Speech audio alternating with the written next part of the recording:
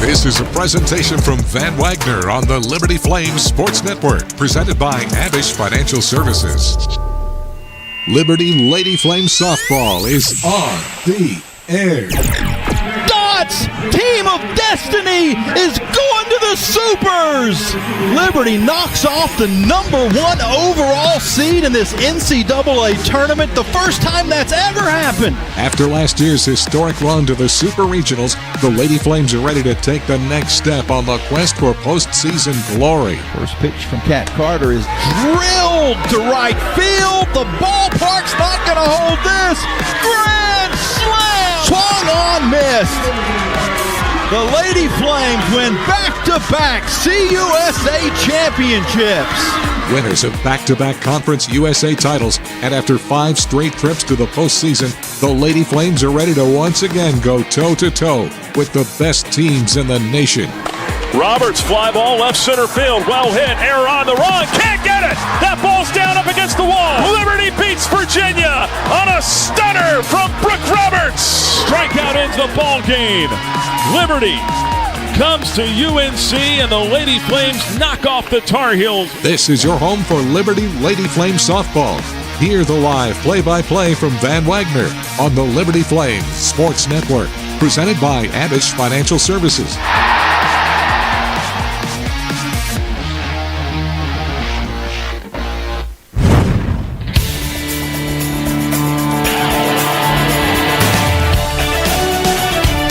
This is Liberty University softball from Van Wagner on the Liberty Flames Sports Network, presented by Abish Financial Services. You're locked into the Lady Flames On Deck Circle, presented by Bojangles. Stay tuned for an in-depth look at today's game, including our pregame chat with head coach Dot Richardson. Liberty Lady Flames softball is brought to you by Bojangles' famous chicken and biscuits. It's Bo time. Carter Bank, life lived full. Foster Fuels, providing reliable service for 100 years. Lynchburg Nissan, nobody beats our prices, nobody. And by Rogers Heating and Cooling, servicing Greater Lynchburg's HVAC and electrical needs. Now we take you live to the ballpark for exclusive pregame coverage of Liberty softball from Van Wagner on the Liberty Flames Sports Network, presented by Abish Financial Services. Hello, everyone, and welcome out to Camp Ice Field, where the Lady Flames will be doing battle with Virginia Tech, another midweek ACC opponent, another ranked team, as Virginia Tech comes in as high as number 10 in the country, 36-6 record. The Lady Flames are 20-21, but coming off a nice weekend series victory over WKU. We'll talk about that in a second. The series history between these two teams, Virginia Tech leads 44-16. They've won 8 in a row. Last season, these teams played twice, and Virginia Tech got a couple of shutouts. 9-0 here in Lynchburg and 6-0 in Blacksburg. The last Lady Flames win in the series was an exciting one back in 2021 in 9 innings, a 5-3 victory. The head coach of the Lady Flames is Dr. Dot Richardson. We'll talk to her coming up in just a little bit. Pete D'Amour is the head coach of Virginia Tech in his 8th season in Blacksburg, 10th season overall. And both these coaches have some pretty gaudy records. Pete is 388 and 130 in his career, and Dot has surpassed 450 wins, 452 to be exact, against 293 losses. In that series against WKU, the Flames went 2-1. Both were tied for second place in the Conference USA standings coming in. Now the Flames are in sole possession of second, only behind Jack State, who is 16-2. The Flames are 13-5. Flames did lose 2 of 3 against Jack State earlier in the year, so the Gamecocks would have the tiebreaker. So the Flames would not only need to even with Jack State, they'd need to surpass them in the standings to move into first. But there is an advantage of being either first or second as far as the conference tournament is concerned. In that series over the weekend, the Flames edged the Hilltoppers 3-2 in Game 1. Danny Lee was the hero, had a couple of RBIs in Game 2. Danner Allen, Abigail Findlay, and Gabby Might combined for a 6-hit, 4-0 shutout. And then the Flames lost the final game Sunday morning 6-2. Virginia Tech won its 4th straight ACC series, getting 2 out of 3 at number 21 Virginia over the weekend. They lost the first game 4-3, but then came back to win the final 2 games 5-2 and 5-0. Their start this year was the best in program history. They went 22-2 to begin the season. They're another good offensive team. They ranked 10th nationally with 73 home runs on the year, but they're also good in the circle as they lead the ACC in strikeouts, 308, and also the fewest hits allowed in that conference at 193.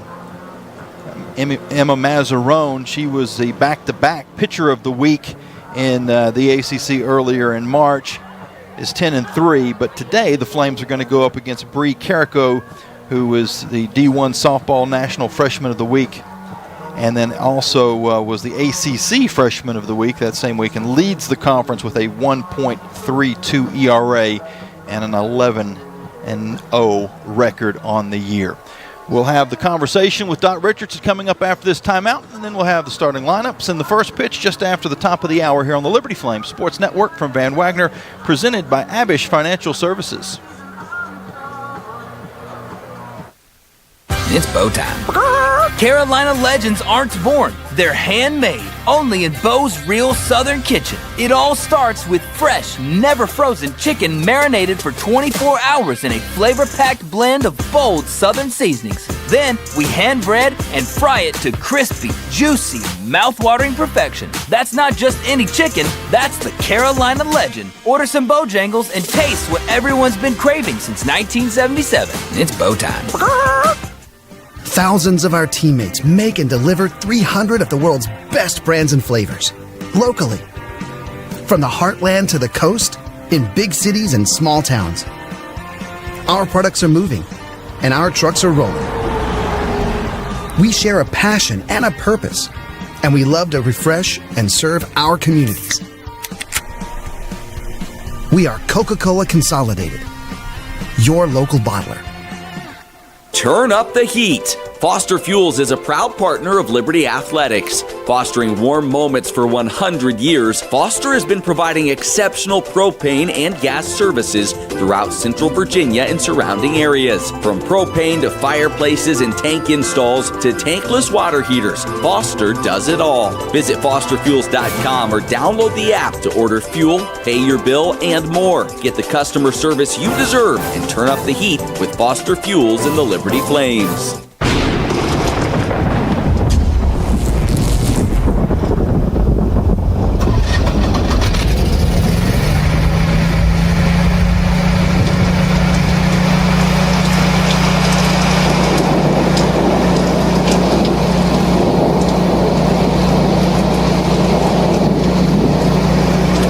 Rogers Heating, Cooling, Electrical, and Plumbing. Your certified Generac backup generator experts. Online at callrogers.com. You're listening to pregame coverage of Lady Flames softball from Van Wagner on the Liberty Flames Sports Network, presented by Abish Financial Services. This is the Lady Flames On Deck Circle, presented by Bojangles. Time now for our pregame chat with Liberty head coach Dot Richardson. This portion of the show is presented by Rogers Heating and Cooling. Schedule your service at callrogers.com. Coach, another midweek game against a top 25 opponent. It seems like we could almost record the beginning of this interview every single week because of the competition that you guys set yourself up to play. And I don't know what it is about these ACC schools, but they put up a bunch of runs, and Virginia Tech's no exception. Yeah, all of our midweeks are very strong competition, and a few of the games that we're also playing in our conference puts us up there for RPI, strength of schedule, and all of that. So this is going to be a challenge. Obviously, anytime you play a team that is in Virginia, you want to beat them. You want to be number one. You want to be the school that all the Virginia players want to go to, right? So Virginia Tech is having a really good season. They've got a couple pitchers throwing high 60s, and one is hitting the low 70s. So we're going to have to be hitting the ball, manufacture runs if we need to. But the key is going to be how are we going to be able to contain them if we're able to in the circle. Now, you mentioned the local talent, and I don't know, maybe the fans don't realize, but Virginia, and there's obviously some other hotbeds around the country where there's a lot of great softball players, but there's some Division I All-American types that are coming out of Virginia every single year. Absolutely. I mean, so many travel ball teams, Unity, I can go others that are here that are just doing such a wonderful job in instructing and preparing young athletes through travel ball to compete at the Division I level and beyond, professionally as well, and with Olympic dreams. So this state is very rich in talent, and it's not surprising that it's easy for me to put a schedule together to play teams that are within an hour, 2-3 hours away, because North Carolina is very strong as well. And then you look at Georgia, of course, and so it's we're in a hotbed. It's awesome. And so many people think of probably the Midwest and the Oklahomas and the Texases, and even, in your day you go out to California. There was a lot of great softball all across the country, but Virginia, and you mentioned North Carolina too, but let's just stick to Virginia. You've got Virginia now, a top 25 team pretty much year in and year out. Virginia Tech's in that mix every single year. JMU has a great program. Of course, Liberty's got a great program. Longwood's had some good softball. Radford's had some good softball. I'm probably forgetting somebody, but the fans really have a treat to be able to drive 2 hours and see some really good competition. Absolutely. And you look at through the history, it all started pretty much in Southern California, and then you look at Texas and Florida, the warmer weather states, and then you just right now all over the country. The Midwest you talked about, I mean, Iowa and Illinois and Kansas and Missouri, and even you look at Minnesota and Michigan. Softball is just throughout the country. And you look at even, I'll jump to Hawaii, it's just awesome to see where the sport is. And we are very blessed to be in a hotbed like we talked about. Over the weekend, you get the series victory. I know you wanted a sweep, but you always want to win all 3 games, but you get that, and now it puts you in a good spot as far as Conference USA is concerned. And I know tonight's not a Conference USA game, but let's just recap, I guess, the weekend a little bit before we jump into tonight's game. Yes, Western Kentucky and Liberty, we were tied for second currently for Conference USA. Jacksonville State has only 2 losses, and we're one of those losses to Jacksonville State for them, and Western Kentucky, the other one, I believe. So it was a good matchup, and Western Kentucky RPIs in the 50s. So it was a battle, and to win 2 out of the 3 games showed a lot of fight on our end. Yes, I'd love us to finish it, but to win that series is very important in regards if we are tied by the end of the next 9 conference games, then it would be a head-to-head match, which we would get the higher seed over Western Kentucky. We kind of alluded to the game tonight as far as Virginia Tech's bats, but they've also got, they got a good staff all the way around, but really 2 elite starters. I'm not sure who you're going to be facing tonight. It's possible that either of those young ladies could get into the game, but from a pitching standpoint, what do the Hokies throw? Well, in order to be in the top 25, you have to have a pitcher. And if you have 2 good pitchers, you're looking at the top 15, top 10. You have to have it in the circle. Because hitting is the hardest thing to do in sport. To hitting move an object with a moving object, that's called batting, right? And then in softball, you also have 8 other people out there, including the pitcher that's against you as a hitter. So the odds are against you. That's when you fail 7 out of 10 times. That means not get on first base at least 7 out of 10 times. You're not considered good as a hitter. You're considered great. So we are going to be facing some of the top pitchers in the country. Virginia Tech has them. So they have a lot of rise. They'll have good changeups. They throw the ball hard. So it's going to range anywhere from 73, to, a changeup could be 54, 56, but their hard stuff is going to be in the high 60s, right? Minimally 65. So they've got it. And when they get the pitchers, it makes it harder to beat them. But we have beaten a lot of the best pitchers in the game, and anything can happen on any given day in our sport. And this team that we have here at Liberty is very blessed. And when we start playing from all aspects of what we have, you're going to see a lot of nice victories against really top teams. Let me sneak one last one in. What's your approach in the circle against those Virginia Tech bats? Well, we have to keep them off balance. We have to hit our spots. They have very few holes in their swings, and so we have studied, scouted, and seen where we think they are, but the pitcher's got to deliver and hit that spot. And if so, it'll be a good day. It's going to be, who's going to be out hitting who. But you got to produce runs if we're not hitting it well. So it's going to be a challenging game. They are definitely ranked higher than us at this point, but I think we're coming into our own. Sounds good, Coach. We wish you the best. Thank you so much. God bless everybody listening, and go Flames! We'll be back with the first pitch right after this here on the Liberty Flames Sports Network from Van Wagner, presented by Abish Financial Services.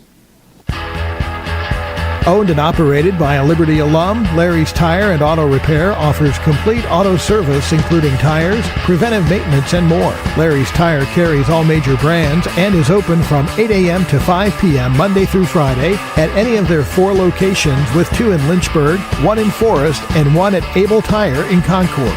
More information on Larry's Tire is available at larrystireservice.com.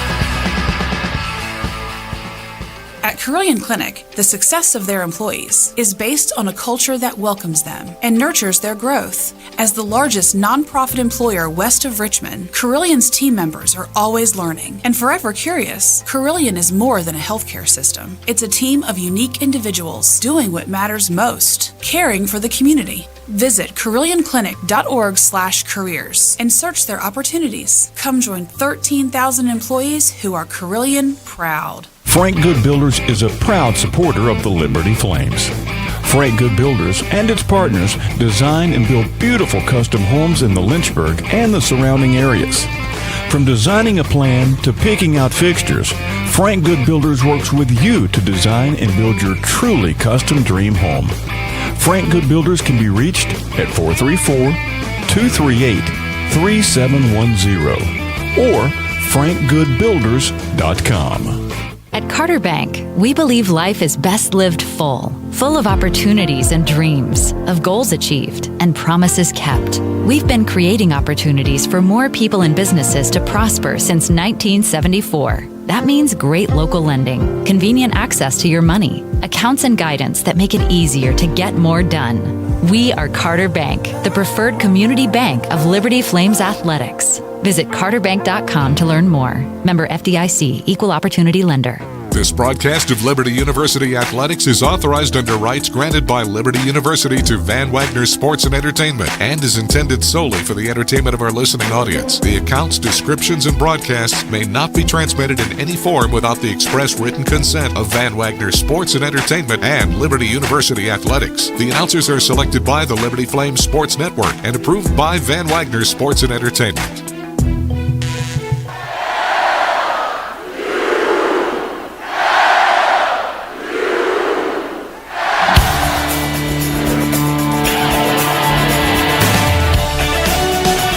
You're listening to live play-by-play coverage of Liberty softball from Van Wagner on the Liberty Flames Sports Network, presented by Abish Financial Services. This game is brought to you by Carter Bank, life lived full. Foster Fuels, providing reliable service for 100 years. Lynchburg Nissan, nobody beats our prices, nobody. And by Rogers Heating and Cooling, servicing Greater Lynchburg's HVAC and electrical needs. Now let's take you out to the ballpark for the call of the game from Van Wagner on the Liberty Flames Sports Network, presented by Abish Financial Services.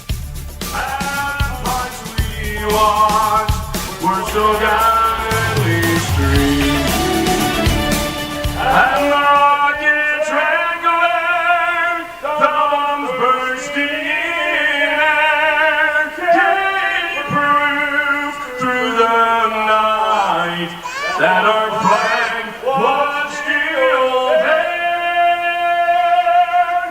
Oh, state has that star-spangled banner wave for the land of the free and the home of the brave.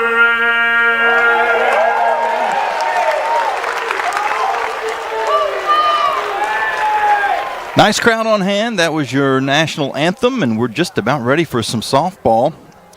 Liberty and Virginia Tech. on what is a beautiful day, a warm day here in Lynchburg.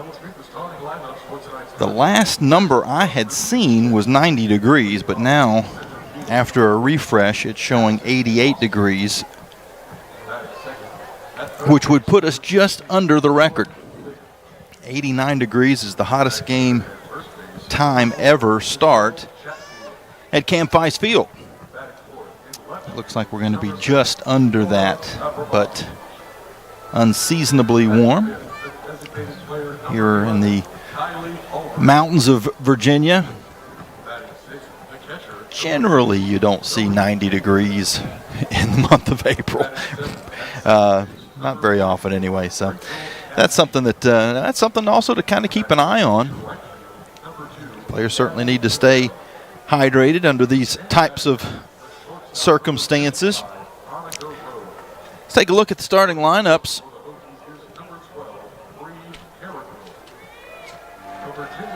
First for Virginia Tech, the visiting team. They're going to have their center fielder, Addison Foster, leading off, a .424 hitter on the year. She's a lefty. And then you jump to .444, Jordan Lynch, the third baseman. A couple of lefties at the top of the lineup for the Hokies. Then you have Michelle Chatfield, .370 hitter, playing first base. She's the first right-handed hitter in the lineup. Nora Abramovich is the left fielder. She bats in the cleanup spot. .367. She and Lynch lead the team with 12 home runs on the year. Kylie Aldridge is the designated player. She bats left in the 5-hole. Then you've got the catcher, a right-hander, Zoe Yeager. Second baseman, another righty, Rachel Castine. Yeager, .331, Castine, .362 on the year. I don't think I mentioned Aldridge, also above 400, .412. Gabby Mazzell, freshman, right fielder, hitting .333 in the 8th spot, and then finishing things off, the shortstop, Annika Rose. Only player hitting below 300 in the Virginia Tech lineup, .284 for Rose. Bree Carrico will pitch for Virginia Tech. We'll learn more about her in the next half inning.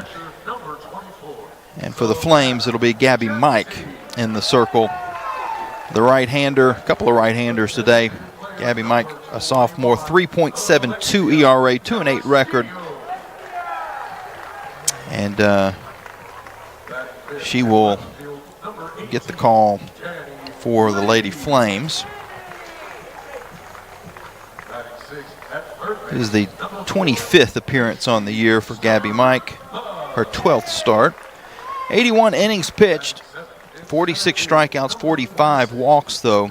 Opponents hitting .265 against her on the season.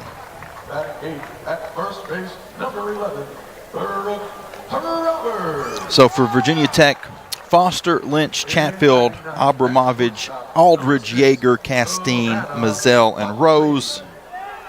For the Flames in the circle, Gabby Mike. And the outfield alignment for Liberty looks like this. Savannah Jesse is behind the plate.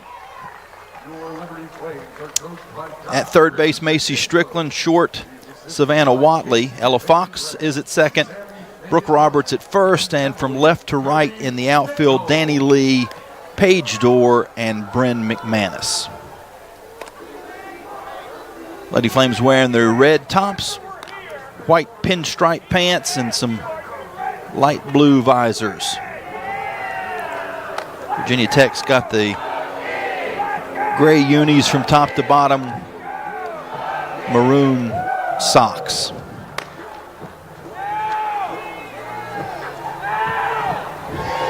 Good contingent of Virginia Tech fans have made their way out. It's Red Pom Pom giveaway night, so we're going to see a lot of red flashing out when the Flames do something well.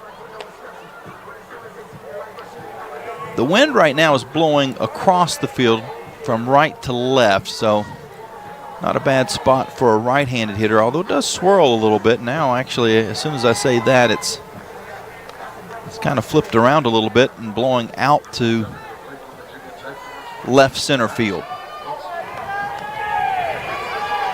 We're ready for some softball. Again, 88 degrees to start, and the first pitch from Gabby Mike is taken for a ball here at 6:05.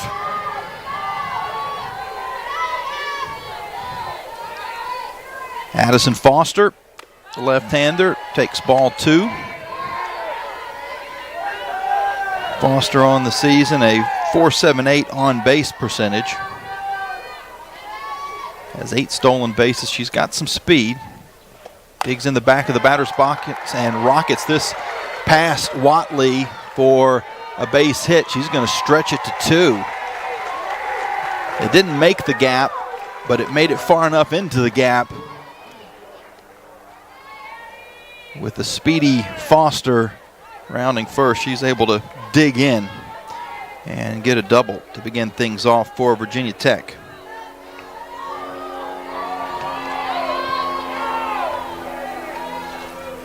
Now Jordan Lynch, the hitter. First pitch to Lynch is taken for a ball. Lynch, the third baseman, wears 16. Count evens at 1 ball and 1 strike. Zoe Yeager, who bats in the 6th spot, and Jordan Lynch have known each other since they were 14 years old. This count goes to 2 balls and 1 strike. Lynch from Rising Sun, Maryland.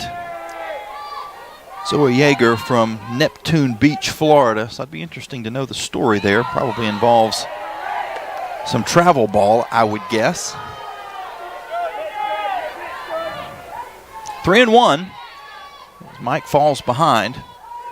The runner at second base, no outs here in the top of the first. Here's the pitch. Hit hard out into center field. Dorr takes 1 step in, now goes back and watches this sail out of the ballpark.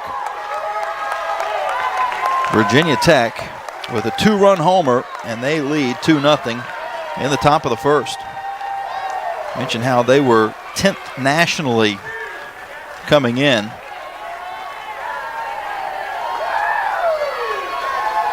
In home runs, and that'll just add to that accolade. They're 74th of the season. For Lynch, that's now a team high 13, as Liberty's going to have a quick conversation in the circle. Flames pitching coach Casey Fagan Graham, as well as Coach Dot Richardson, will come out to talk with the team. Outfielders are also huddling up behind the giant Liberty logo in center field. I guess giant is relative. It's reasonably sized compared to, I don't know how many of you saw the game that the Liberty baseball team played at Kennesaw State earlier in the season. Of course, a baseball field is a larger pasture anyway, but their logo was unbelievably large.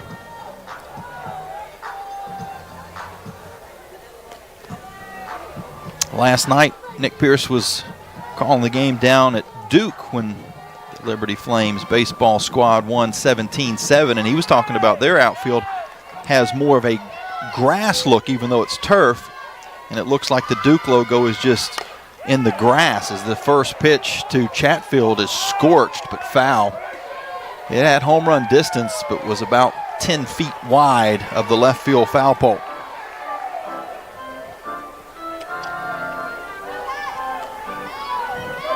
Chatfield has 8 homers on the year, 29 RBIs, .370 hitter.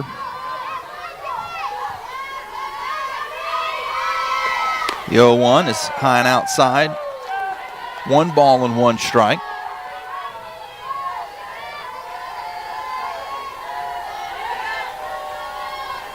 Nobody on, nobody out. Pitch is off speed, taken for a ball.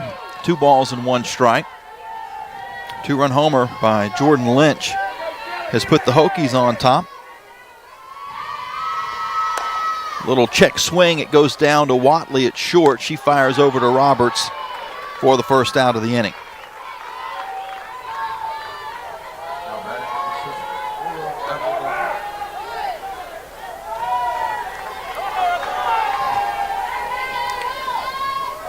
That'll bring up Nora Abramovich, the left fielder. Had some highlight reel plays out in the outfield during that Virginia series that the Hokies won 2 out of 3 in a top 25 Commonwealth Cup battle. They might not call it the Cup. It's more on the football side. I forget what they call it in softball and baseball. Commonwealth Challenge, maybe? The battle for the Commonwealth, possibly. 2-0. Check swing. She went around. 2 balls and 1 strike.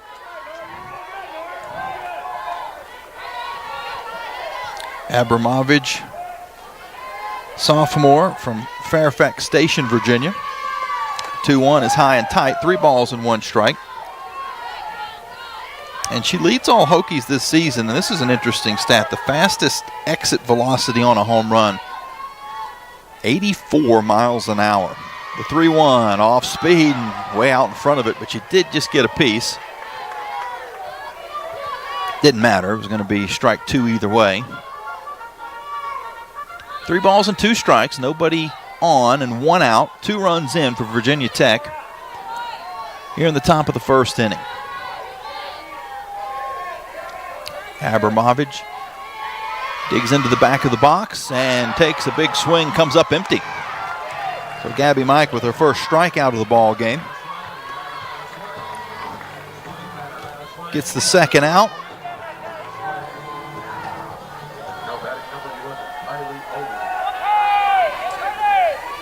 Kylie Aldridge, the designated player, now hits. Checks her swing. Takes the ball inside.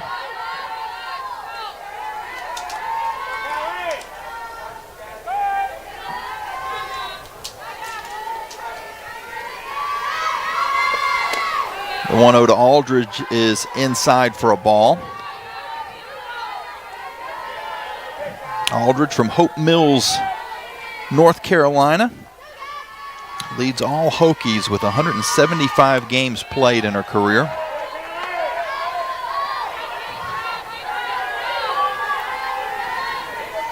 .5'11", one of the taller players on the team. Only appropriate that her favorite animal is a giraffe. The 3-0 catches the outside corner for a strike. 3-1 is Gabby Mike trying to get out of the inning without any more base runners. Gave up 2 hits to begin the game, including a 2-run homer. Now the 3-1, swing and a miss. 3 balls and 2 strikes. Mike has been able to use that changeup the last couple of batters to really get him out in front.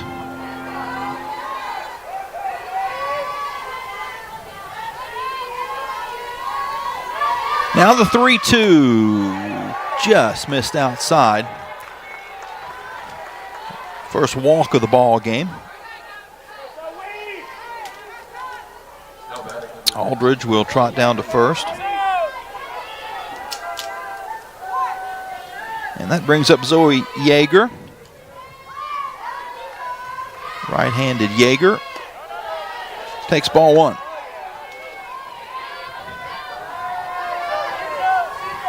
Aldridge, a couple of stolen bases on the year. She stands at first. The 1-0.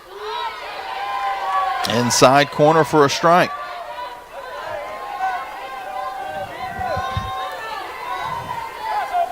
One and 1, 2 outs, and a runner on first. The Hokies leading the Flames 2-0 in the first. Here's the pitch. High, 2 balls and 1 strike. Yeager on the season, a .331 hitter. 8 home runs, 41 RBIs. Takes ball 3. 3 balls and 1 strike. Mike has gotten behind on the last 2 batters. the top of the lineup, it was hitters jumping on pitches early in the count. The 3-1 hit hard to left field, and it's going to go over the head of Lee off the base of the wall. She gets it in quickly, holds the runners at first and third with 2 outs. That was roped about halfway up the wall. Danny Lee was able to get to it quickly enough to hold the runner at third and hold Yeager to a single. Now Rachel Castine. First pitch to her is taken for a ball. Castine, a senior, hitting .362 on the year. 9 home runs, 32 RBIs. I mean, there's home runs up and down this lineup. Everybody that's starting today has at least one, and many have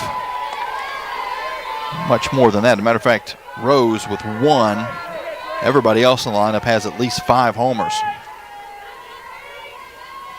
The count's 1-1. Here's the pitch. Low, 2 balls and 1 strike. Again, Yeager at first. Aldridge is at third.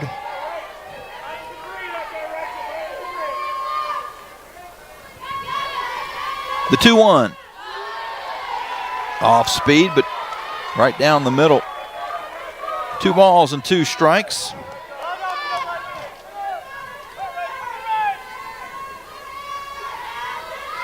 Two, slapped foul and out of play.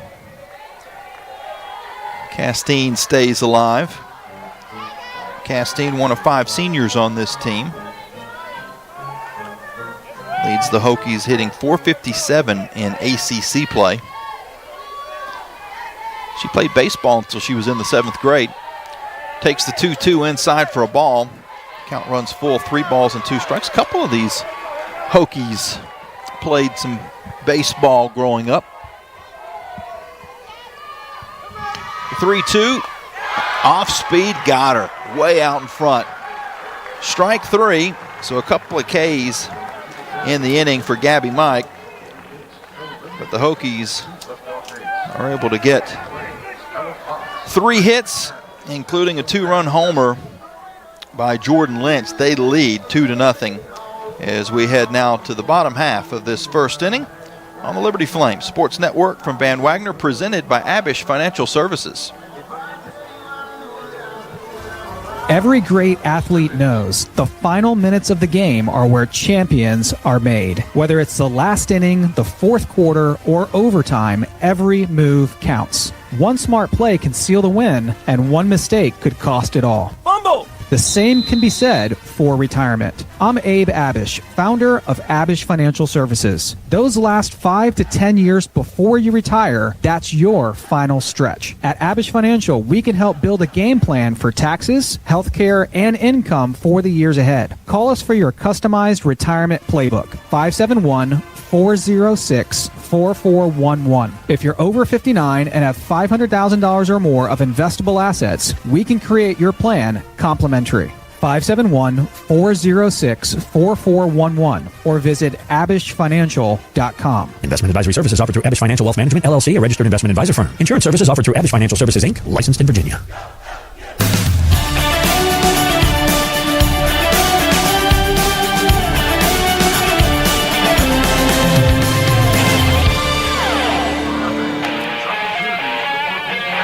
Welcome back into Liberty Softball Stadium. The Lady Flames trailing Virginia Tech 2-0. As we head now to the bottom half of the first inning.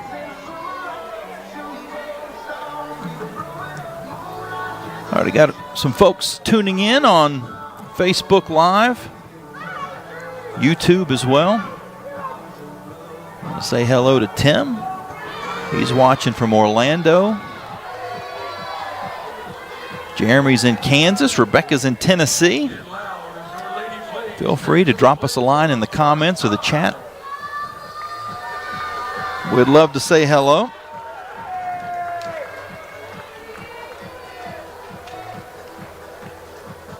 For the Flames, Ella Fox will lead things off. She's followed by Bryn McManus.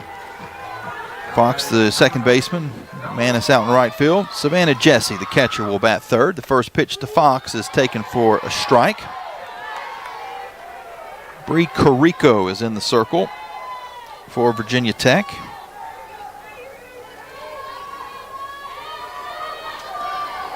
Carico's numbers here in just a moment. The 0-1 is hit down to second base, played by Castine on one hop.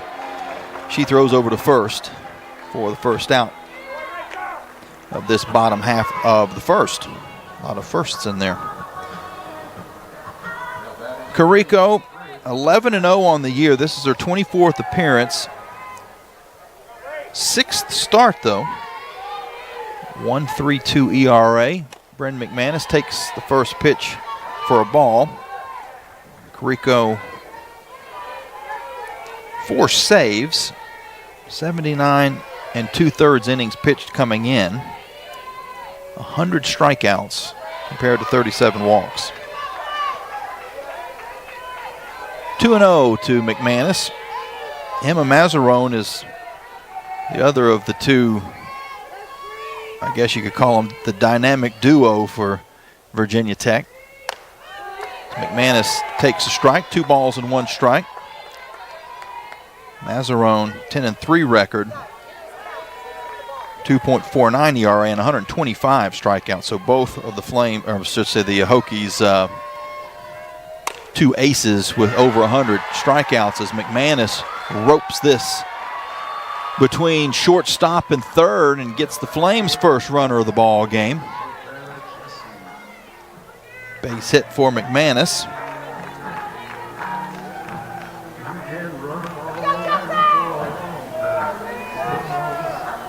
Savannah Jesse, Liberty's catcher. The right-hander digs in. The runner at first and 1 out. First pitch to her is a fast strike. Carico hits the mid-60s, has a rise ball and an impressive changeup is the scouting report on her as this pitch is flared out of play. Jesse falls behind 0-2.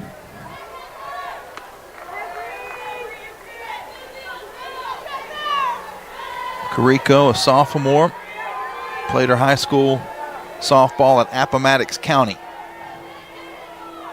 Also competed in gymnastics growing up. As this off-speed pitch, that's the changeup we were talking about, has Jesse out in front.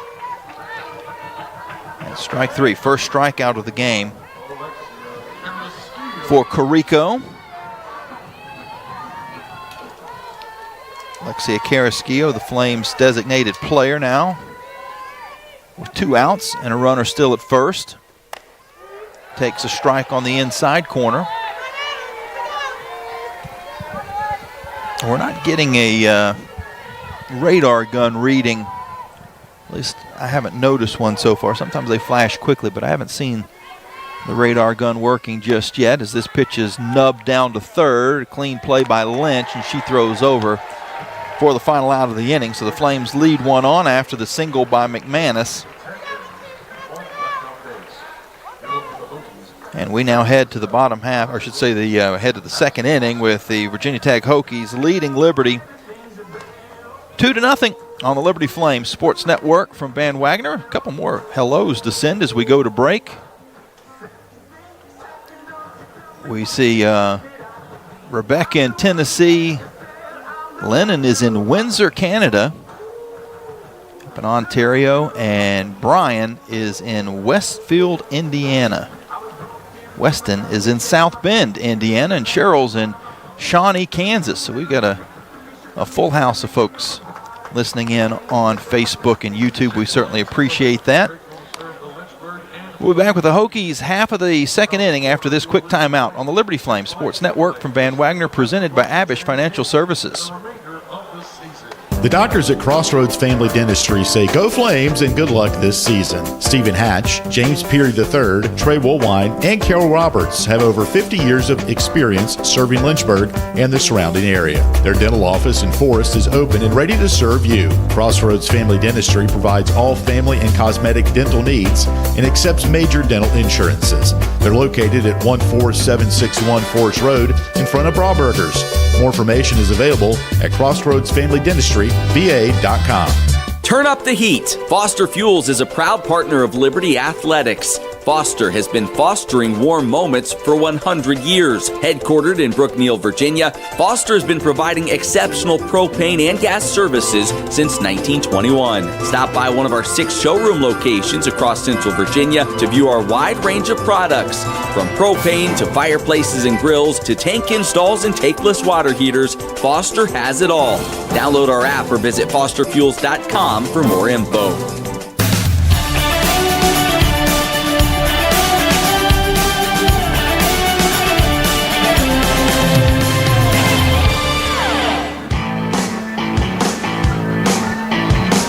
Virginia Tech on top of Liberty. Here in Lynchburg, Lady Flames will head out on the road after today's game.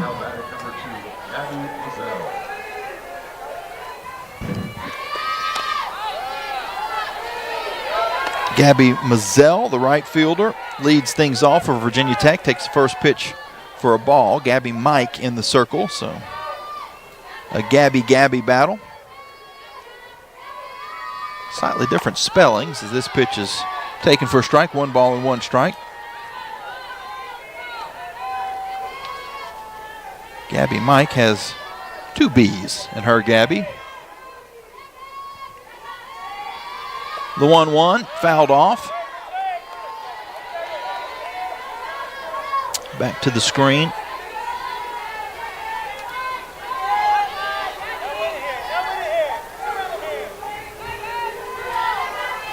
One ball and 2 strikes. Shadows are now going across the infield. Home plate has been in the shadows throughout. Now most of the pitching circle is as well. A little bit of sun is squirting through a gap somewhere. This pitch is hit hard foul and almost caught the on-deck hitter, Annika Rose. Just missed her.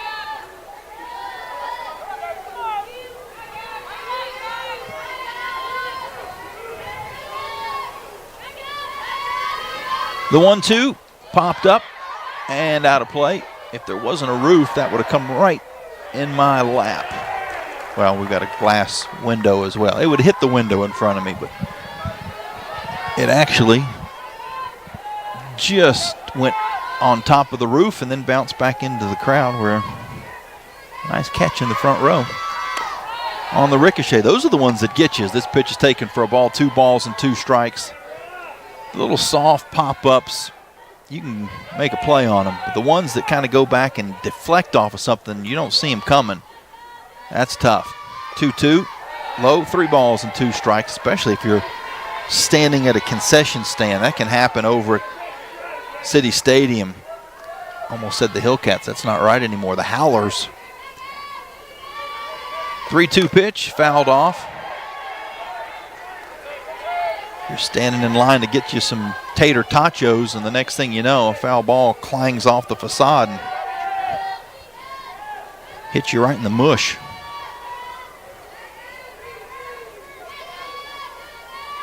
The 3-2 again, off speed and got her swinging.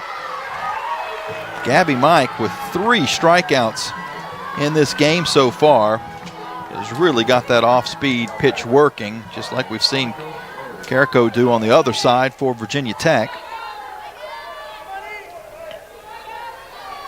Bottom of the order, the aforementioned Annika Rose takes the first pitch for a strike. Rose, the Hokies shortstop.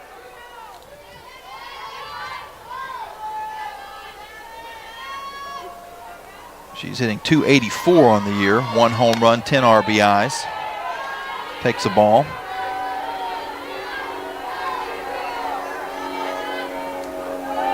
the right-hander. Steps into the back of the batter's box and takes a strike. Falls behind, 1 ball and 2 strikes. Rose, a junior from Lovettsville, Virginia, went to Woodgrove High School. High and tight, 2 balls and 2 strikes now. She and Michelle Chatfield, who plays first base, they've known each other since kindergarten.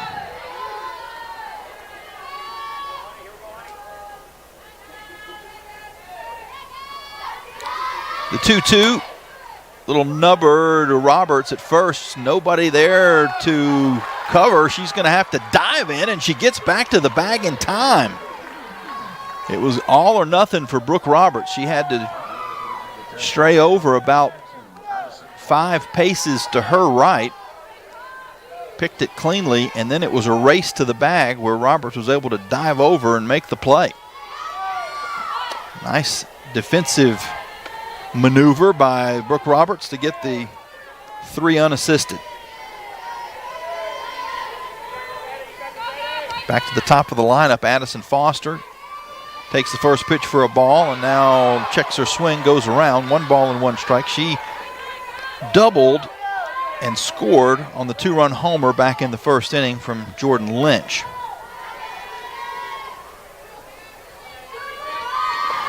One is high and tight. Going back to that thought on Annika Rose and Michelle Chatfield knowing each other since kindergarten. They both are from Lovettsville, Virginia. Both went to Woodgrove High School, so that makes sense.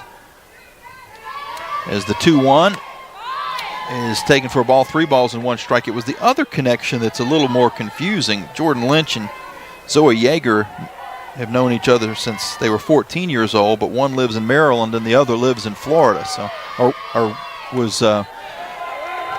grew up in Maryland and Florida. So that probably has a softball connection. Ball 4. So a 2-out walk issued to Addison Foster. She gets on base for the second time. And the Flames are going to have a chat. No coaches yet, just the Flames infield talking behind the rubber.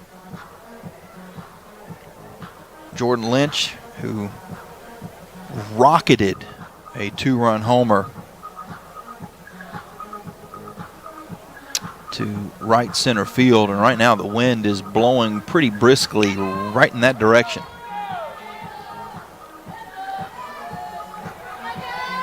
We expected this could be a high-scoring game. Or certainly had that potential. It's the first pitch to Lynch is taken for a strike. Checked her swing, but it caught the zone.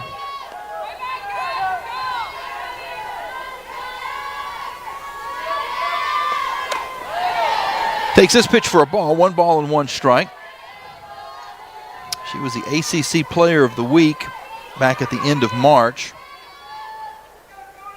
Leads the team coming in quite a few offensive categories as the 1-1 is hit hard and over the head of Watley. It's going to get all the way to the wall. Dorr picks it up. The throw is to Watley. No play at the plate as the runner will scoot around and score with ease from first, the speedy Foster. Another RBI for Jordan Lynch as she's got a homer and now a double. And the Hokies lead 3-0.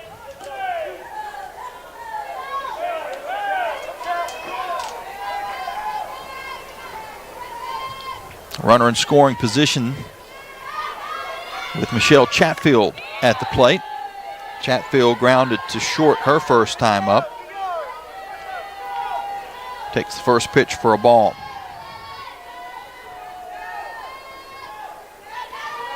The 1-0 from Gabby Mike. Missed low. 2 balls and no strikes.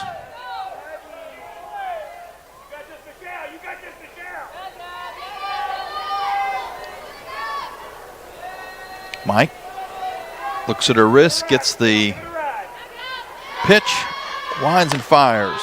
Outside corner for a strike. 2 balls and 1 strike.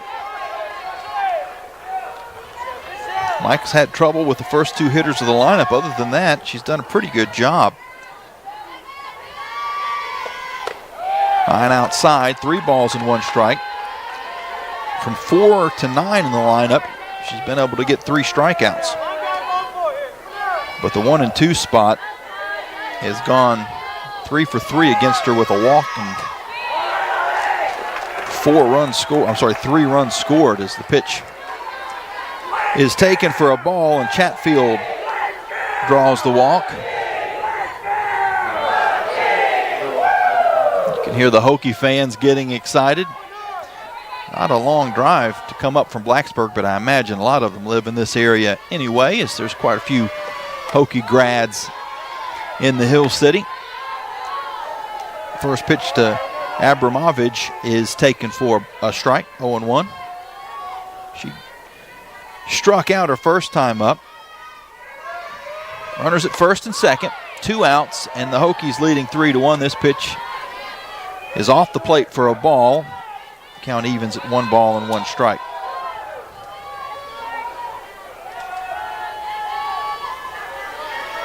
The 1-1 popped up on the infield. Watley calls everybody off at short. She makes the catch for the final out of the inning. But not before one more run comes across for the Hokies. Once again, it's Jordan Lynch with the RBI, an RBI double after she had the 2-run homer an inning ago. That is the one and only hit for Virginia Tech in the inning, but they did draw a couple of walks, and that 1 walk did lead to the run that scored, putting Virginia Tech up 3-0 as we head to the bottom of the second here on the Liberty Flames Sports Network from Van Wagner, presented by Abish Financial Services. Are your feet preventing you from living life? Hi, I'm Jonathan Cotton, and you may have heard my Good Feet story, how I love my arch supports so much that I bought the store. Since then, thousands of customers have found relief from foot, knee, and back pain. I love to hear their stories of walking, running, and just enjoying their new life pain-free. Don't let foot, knee, or back pain keep you from living the life you love. Come into the Good Feet store for your free fitting and test walk. Visit goodfeet.com for the location nearest you. We look forward to seeing you soon at the Good Feet store. 11 West is a proud sponsor of the Liberty Flames. 11 West specializes in apparel screen printing, embroidery, sew-on, and flat printing. From the design phase with their graphics arts team to the finished product, 11 West collaborates with each client to craft custom apparel and promotional products. For more information, visit 11west.com, call 540-639-9319, or stop by their location at 6598 New River Road in Radford. 11 West, outfitting America and logo wear.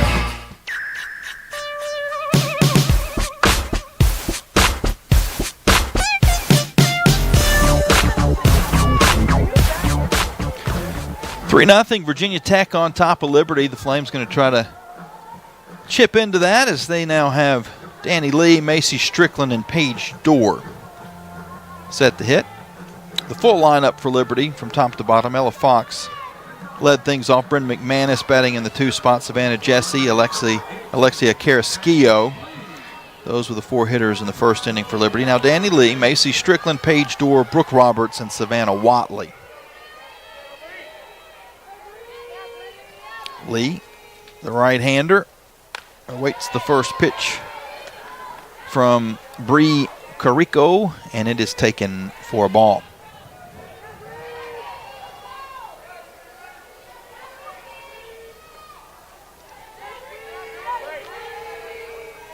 One 1-0 to Lee. Fouled it off of herself in the box, so the count goes to 1 ball and 1 strike.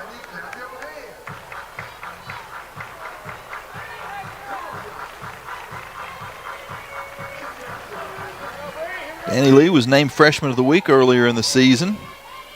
Had a 10-game hitting streak end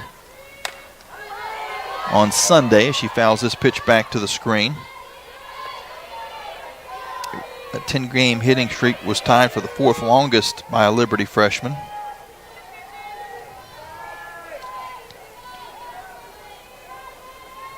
This is her 21st game played on the season. Fouls this pitch back and out of play. Lee hitting .395. The freshman has a couple of homers, 9 RBIs. This is her 12th start of the year.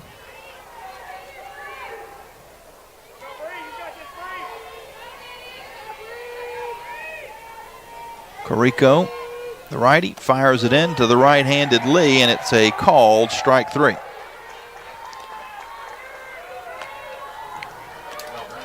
First strikeout looking of the game. Second total strikeout for Carico. Flames third baseman Macy Strickland will now step up. Fouls the first pitch out of play.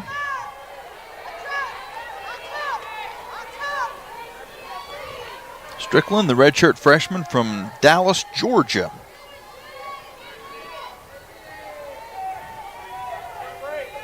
Altoona High School.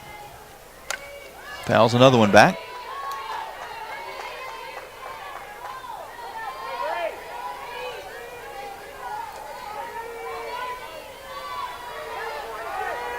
Shadows have now pretty much filled the pitching circle. As the 0-2 is high and outside, try to get her to chase. 1 ball and 2 strikes.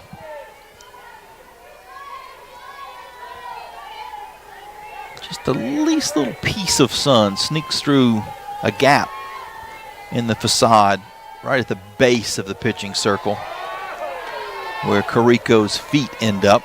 Otherwise, complete shadows on the majority of the infield now. Second baseman, first baseman, they're both still in the sun, shielding their eyes as the 2-2 pitch is coming to Macy Strickland. Hits it hard down the third baseline. Base hit. Strickland rounds first. She's going to have to hold there as Abramovich was able to get to it quickly out in left field and hold Strickland to a single.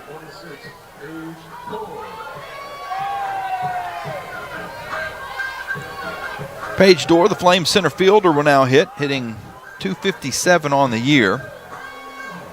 The junior has 4 home runs, 20 RBIs. Batting from the left side. First pitch to Dorr. She squares the bunt, pulls back, but didn't pull it back enough. Strike called. 0-1.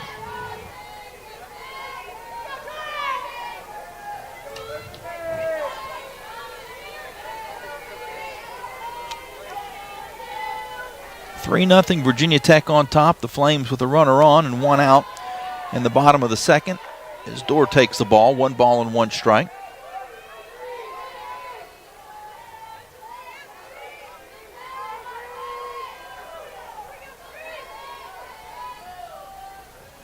The 1-1 hit hard, but underneath it too much out to center field for easy play for Addison Foster. Almost got that into the jet stream. The wind is blowing out that way, but Dorr just under it for the second out. First baseman Brooke Roberts will now hit. Fouls this first pitch out of play over the Flames dugout.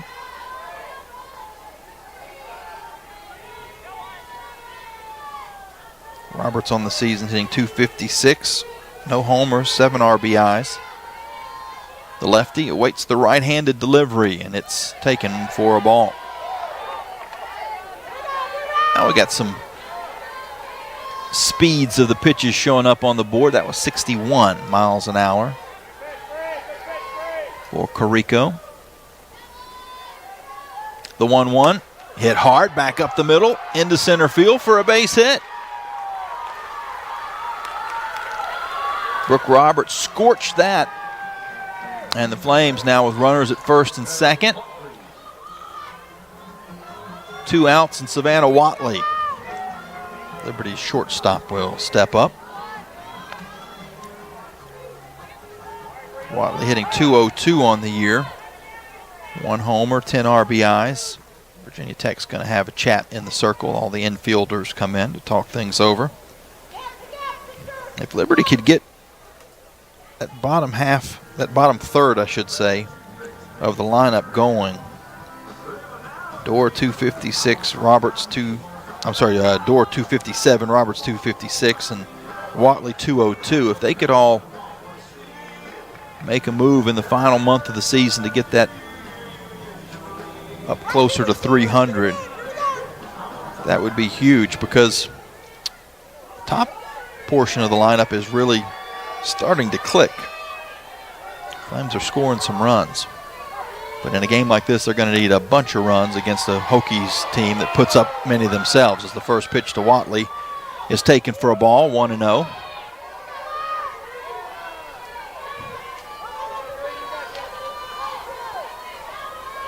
Whatley, the lefty, with runners at first and second, awaits the 1-0. It's taken for a strike. 1 ball and 1 strike.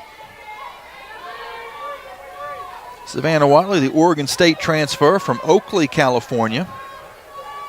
Redshirt senior. The 1-1 got her out in front, missed it. 1 ball and 2 strikes.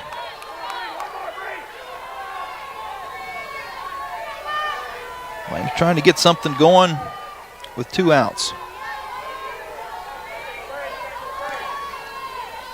The 1-2 to Whatley. Checked up, and it's a ball. 2 balls and 2 strikes. Good eye by Savannah Whatley. If she's able to keep the inning going, it'll go back to the top of the lineup for Ella Fox. 2-2. Just missed outside. Hokies fans down the first baseline wanted that, but instead we're going to have a full count. So that'll allow the runners to get a head start. Strickland at second, Roberts at first. Now the 3-2 to Whatley. She fought it off. Fouled the ball down into the Flames bullpen. Skittered across the dugout. The mud room that's actually beyond the dugout.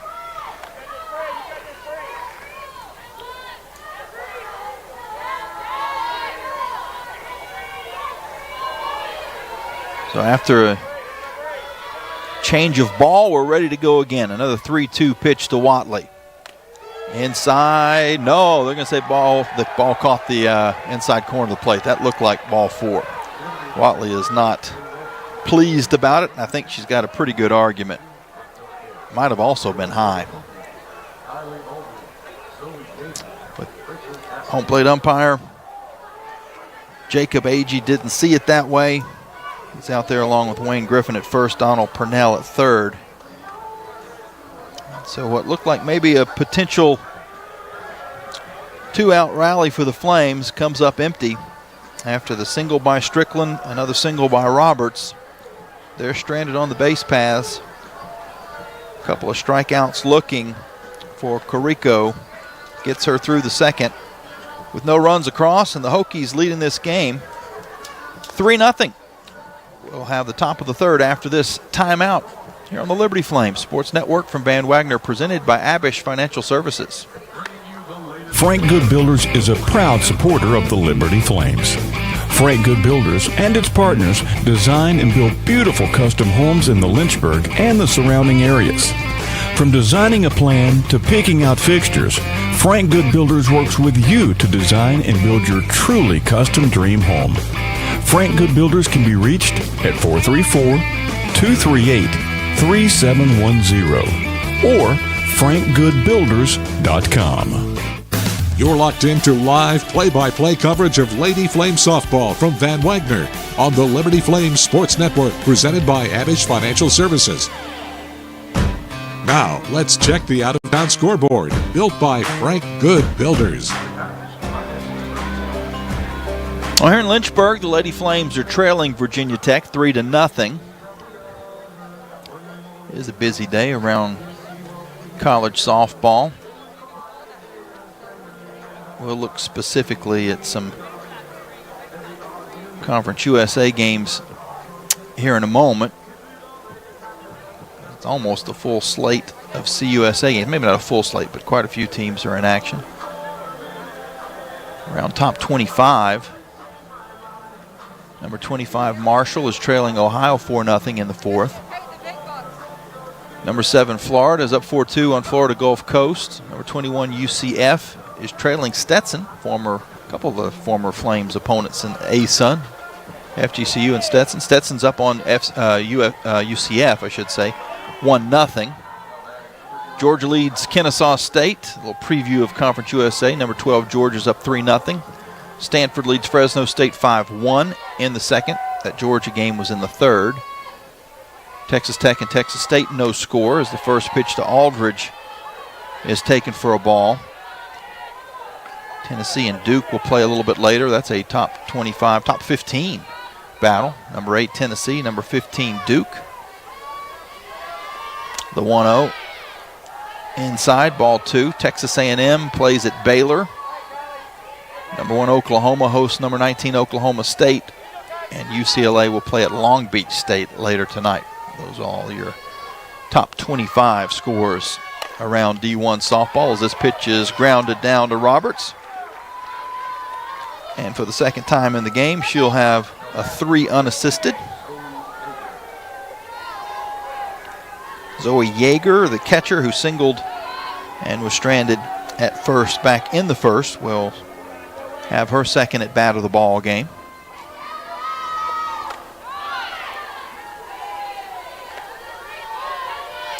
High and tight, ball 1.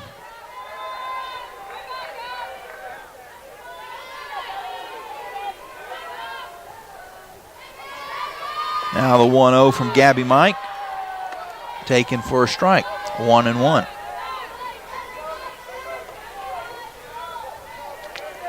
The entire dirt infield is now in the shadows. The 1-1 to Yeager, high and outside, 2 balls and 1 strike. Some more Conference USA scores to tell you about. You got one of them because Georgia's ranked in the top 25 and they lead Kennesaw State 3-0 in the third. 2-1. Inside corner for a strike, 2 balls and 2 strikes. Florida International is playing Florida Atlantic, no score in the third. That is at FAU. Western Kentucky leads Evansville 2-0 in the third on the road in Indiana, as this is smoked back up the middle just past Gabby Mike's glove for a base hit.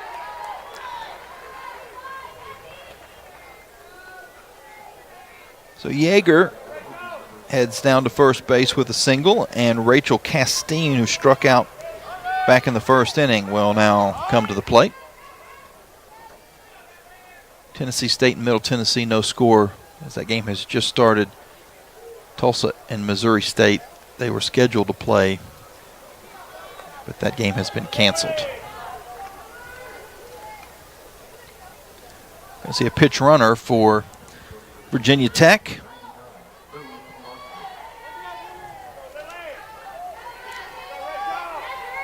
Lily Palante, the freshman, will run at first.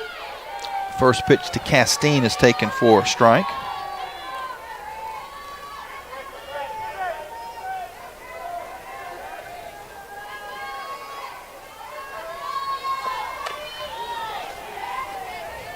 And now ball, 1 ball and 1 strike.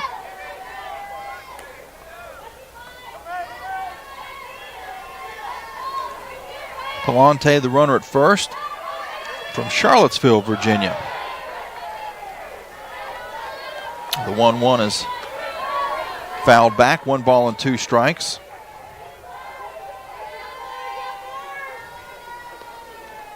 Palante, on her little bio, was asked if she could go to any concert tomorrow, who would she go see, as this 1-2 is high and tight. 2 balls and 2 strikes to Castine. And she said Pearl Jam. That's pretty good.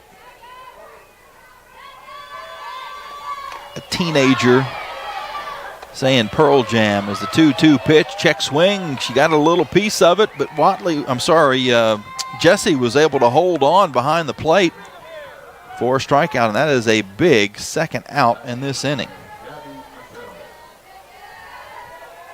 4th strikeout for Gabby Mike. Again, she's had some issues at the top of the lineup, but otherwise done a pretty good job in this game. Gabby Mazzell, takes the first pitch for a strike. She struck out as well back in the second inning. Flares this to second base, where Fox will track back into the outfield and make the catch for the final out. So after a hard hit single by Yeager, pinch runner is stranded at first. And the Flames get out of this top half of the third inning with nothing across. Virginia Tech holds a 3-0 lead, and the Flames will bat after this break here on the Liberty Flames Sports Network from Van Wagner, presented by Abish Financial Services. John Barkley loves Tuesday nights with his pals. You guys ever seen a perfect game? Here we go. A night when scores made aren't nearly as important as friendships kept. Get out your phones. Gonna be epic. So he doesn't miss a night. John counts on Sentra to keep him healthy and at his best. Perfection begins now. Start your video. Delete your video. Like and share. Sentra, caring about folks like John. What's important isn't that Freedom First has been in business since 1956. What's important is how we've been doing business since 1956. Since day one, we have been accountable to our members, not stockholders. We make loans that cost less, offer savings plans that pay more, and give back to our community, and that hasn't changed. What has changed is our ability to serve you with more locations and more technology to simplify your financial life. Freedom First. It's a place where anyone in our region can bank for good.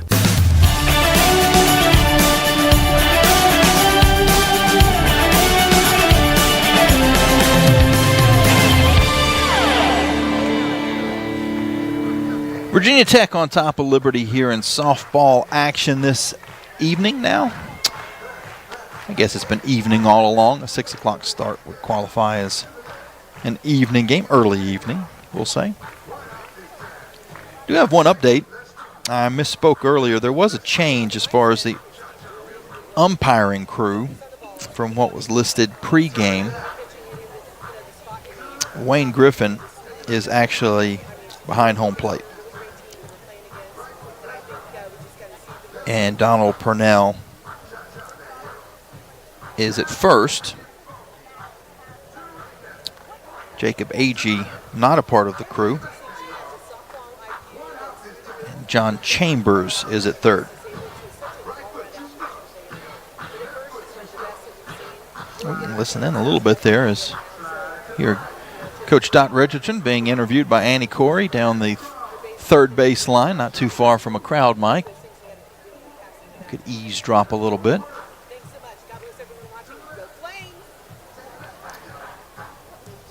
Dot has so much enthusiasm, we might not need a microphone. Might just be able to open the window. She's got enough energy for 10 people. It's always fun to talk to her. Pre-game, post-game, win, lose, it doesn't matter. She's always going to have a positive approach to life as the first pitch to Ella Fox is grounded down to second base. And the Flames' second baseman is thrown out for the first out of the bottom half of the third inning. She is now 0 for 2 on the day and grounded out to second both times. Bren McManus singled her first time up.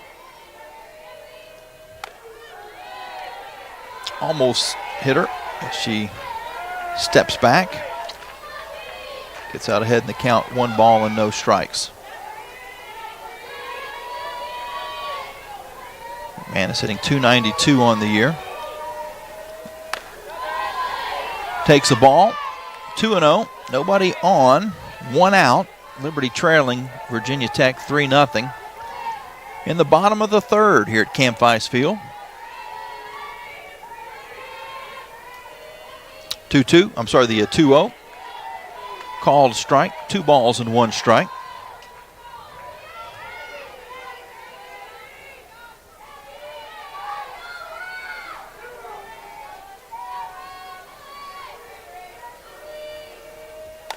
Foul back to the screen.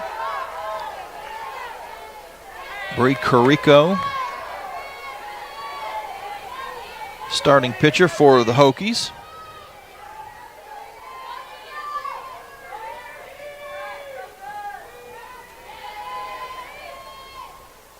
Two bounces up there, 3 balls and 2 strikes. So McManus has been able to run this full.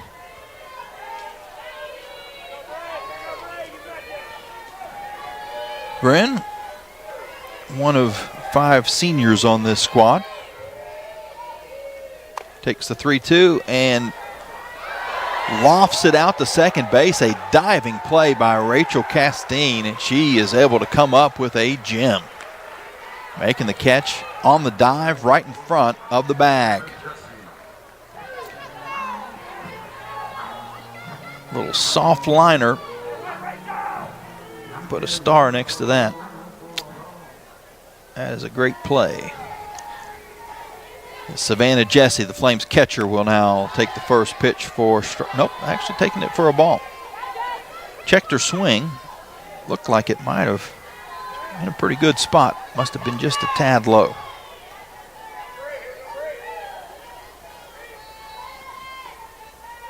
The 1-0 to Jesse.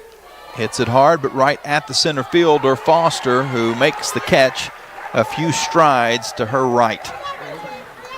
1-2-3 inning for Virginia Tech's Bree Carrico. Carrico continues to move along with limited base runners in this ball game so far, as the Hokies lead the Flames 3-0 going to the 4th here on the Liberty Flames Sports Network from Van Wagner, presented by Abish Financial Services. Hey Flames fans, Gentry Lock is fired up to join in the excitement this season. Gentry Lock Attorneys knows it's all about preparation, precise teamwork, and a competitive spirit for the hard-fought wins. We've got that down. With our fierce drive to succeed, uncommon thinking, and extensive resources, Gentry Lock helps businesses thrive. We are downtown at 801 Main Street, and we serve the Commonwealth and beyond with offices in Roanoke, Richmond, and Norfolk. All the ways Gentry Lock can help clients succeed is waiting for you at GentryLock.com. Score big at Haley's Appliance and Haley's Outdoor in Lynchburg, with major brands of appliances that will make your house feel like a home and outdoor equipment to have your yard looking its best. Haley's puts customer service first. They deliver and service all of the products they sell and will take care of the process from start to finish. Log on to Haleys.com today for product availability. Haley's Appliance and Haley's Outdoor in Lynchburg is a proud sponsor for Liberty Flames Athletics. You're listening to Liberty Softball from Van Wagner on the Liberty Flames Sports Network, presented by Abish Financial Services. Time now to check the Carter Bank box score.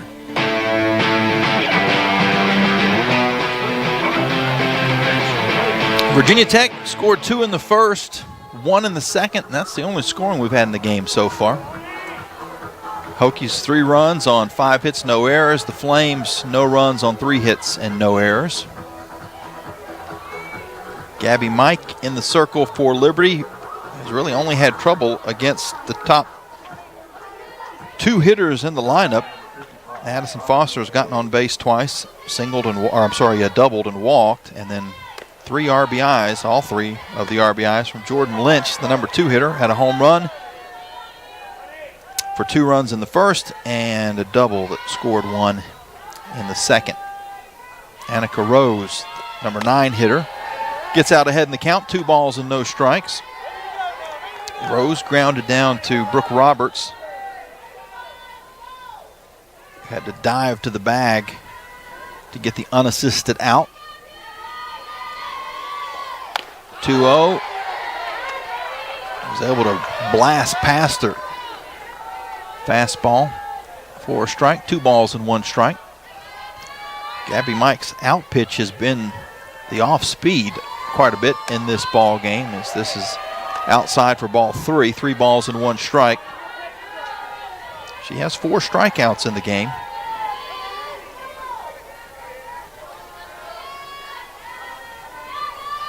The 3-1 hit hard down the left field line, but hooking foul.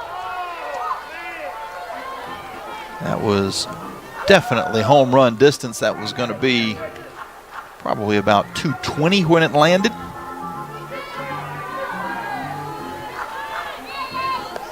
landed just foul. So a 3-2 pitch from Mike to Rose. Ground ball back to Mike. She makes the catch in the circle, throws over to first for the out. Gabby Mike fielding her position well.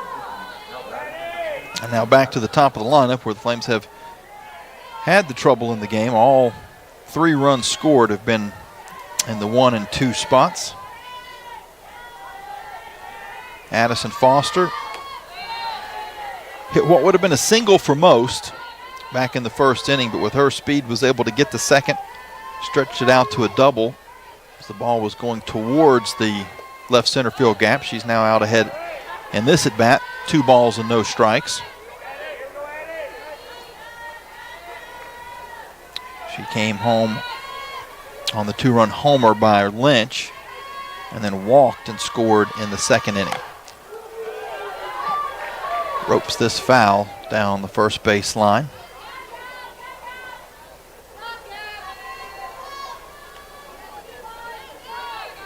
Two balls and 1 strike, 1 out, nobody on.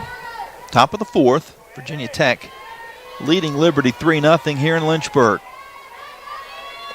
2-1, hit hard back to center field, and a diving attempt by Dorr pops off of her glove. That'll be the 3rd time in the game that Addison Foster has reached. Dorr took 1 step back before she made her sprint in. I think if not for that step back, she would have had, if not a routine catch, certainly an easier diving play.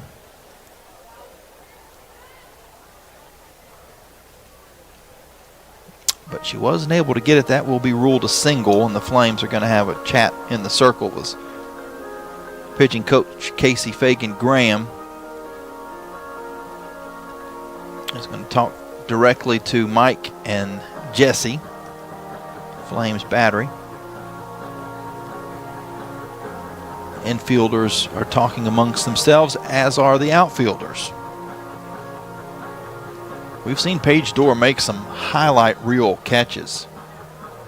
Back in that series against Oregon in the Super Regionals, she robbed a home run and then also had a diving catch crashing into the foul territory fence.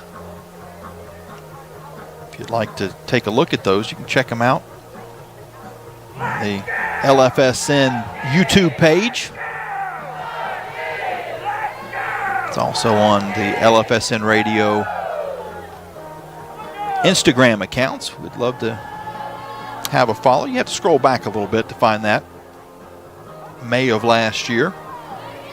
But as you're scrolling back, you might see other things that you want to check out along the way.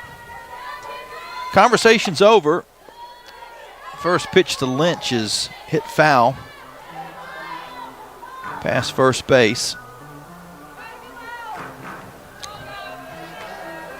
So Lynch hit a homer, 2-run job back in the first.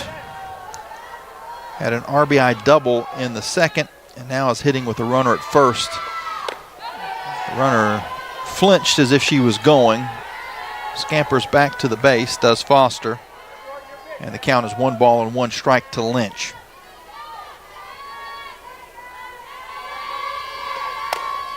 Ground ball to third. Strickland over to second for 1. The throw back to first is not going to be in time. Macy Strickland was able to cut that off. If she doesn't get to it, it was going to be a very difficult play for Savannah Watley.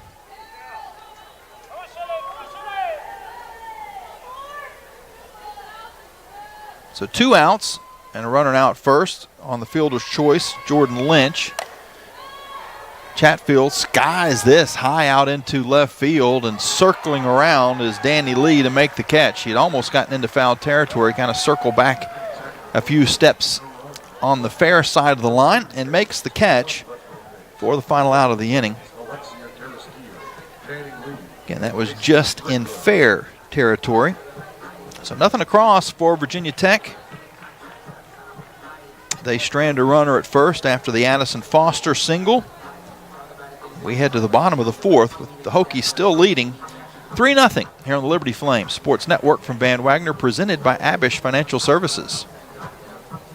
Move those coffee chains, Flames fans, and go local. Central Virginia's own Ironclad Coffee Roasters and Baking Company is the premier coffee partner of Liberty Athletics. Pay them a visit at one of their cafes in the Richmond area or at the Richmond International Airport. They'll also ship their specialty grade coffee straight to your door. Visit ironcladcoffee.com, that's www.ironcladcoffee.com, to check out the coffee Flames fans are talking about.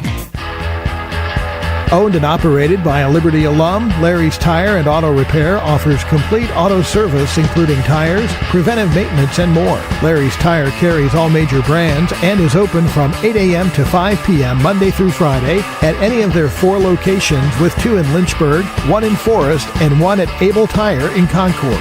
More information on Larry's Tire is available at larrystireservice.com.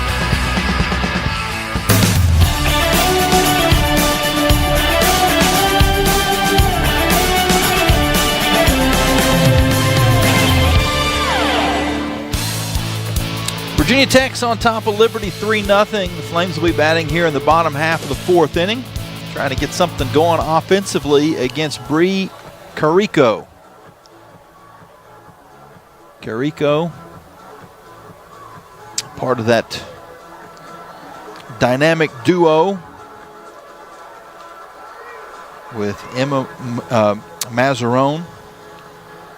The two are combined 21-3 on the year. And coming into today, had a combined 225 strikeouts.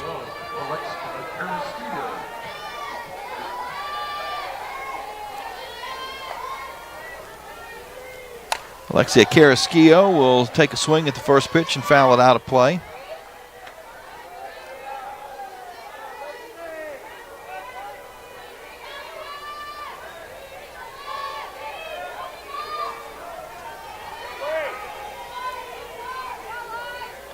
Carrasquillo lifts this into shallow center field. Foster will call everyone off and make a catch right at the base of the Liberty logo.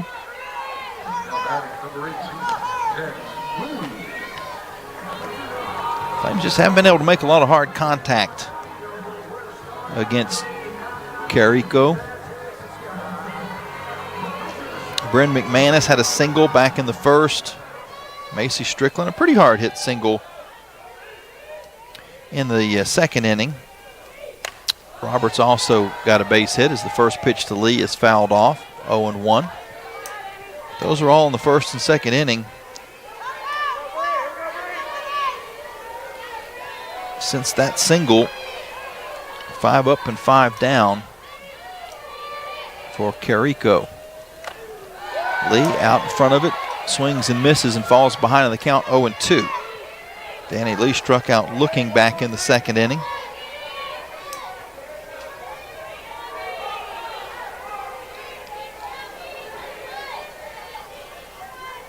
The 0-2, swung and missed. So 2 strikeouts in the game now for Danny Lee. 1 looking and now 1 swinging.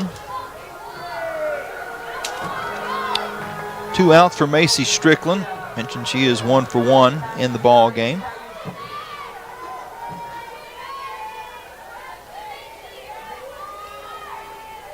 First pitch to Strickland is popped up and will just get out of play. Actually ended up getting over the top of the roof. Had a little carry to it.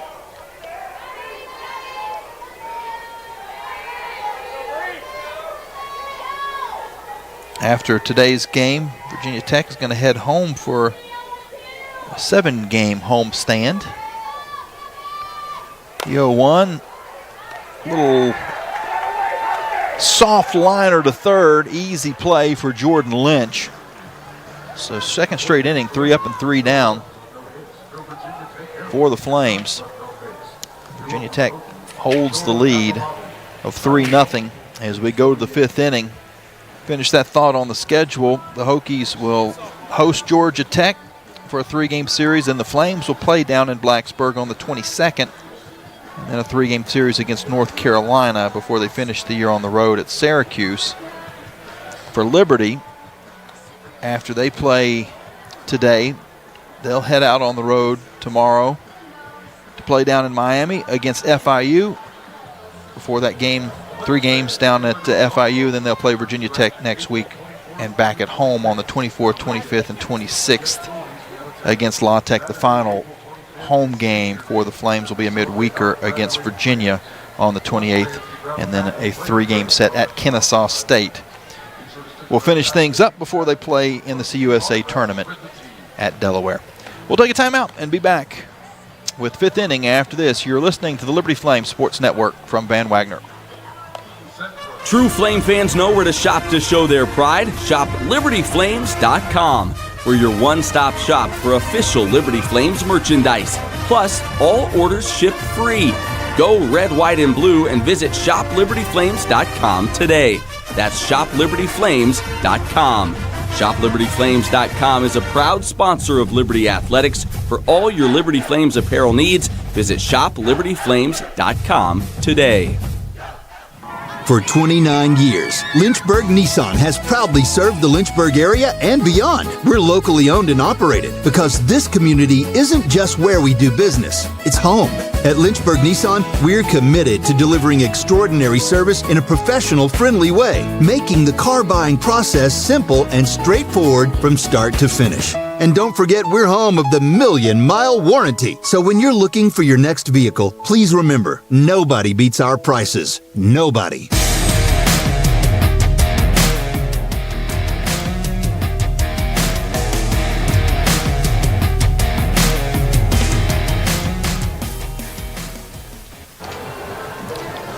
Three 0 Virginia Tech on top of Liberty. Flames have made a defensive change. Jemiah Byram has checked in to play left field for Danny Lee.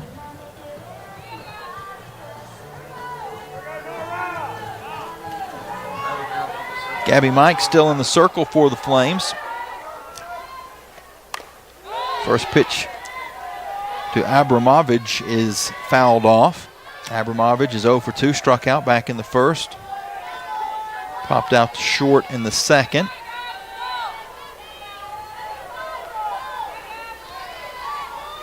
Virginia Tech leading 3-0. The 0-1 misses. 1 ball and 1 strike. Quite a few folks listening in, tuning in on Facebook Live. 1-1 just outside. 2 balls and 1 strike. Nobody on, nobody out. Top of the 5th. Hokie scored 2 in the first, 1 in the second. That's all the scoring in this game so far. Until now, as this is a moonshot to left field. Abramovich with a solo homer. And that is her 13th of the year, tying her with Jordan Lynch for team high. So a 5th inning leadoff homer that may have gotten over the screen that protects the boulevard, the avenue behind the Flames left field fence. It'd be tough. I mean, you could roll one down if you got it. It is elevated here, so it's possible, I guess, that you could get it down to the street. It's the first pitch to Aldridge is taken for a strike. There's also a tree line that's continuing to kind of grow up out there in left field, beyond the fence, obviously. I feel like if you go back to the 1800s, there could be trees in play in baseball games. There were fans that were sitting in the field during games. The 0-2 is outside for a ball to Kylie Aldridge. She's 0 for 1 on the day. Yeah, there'd be bleachers that just be sitting out in the outfield. The 1-2 is off for a ball. 2 balls and 2 strikes. Nobody on, 1 run in, nobody out. Here in the top of the 5th, the Hokies leading 4-0. This pitch is rocketed foul. That probably had about 230, 240 of distance on it, but about 20 feet foul.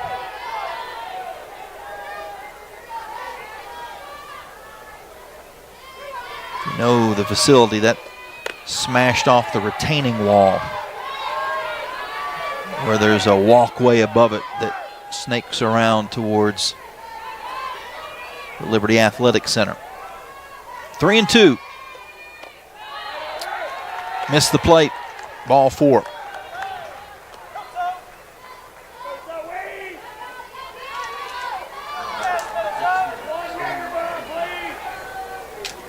So Zoe Yeager, she's 2 for 2 on the day, a couple of singles. She steps in with the runner at first base. The lefty takes the first pitch inside for a ball.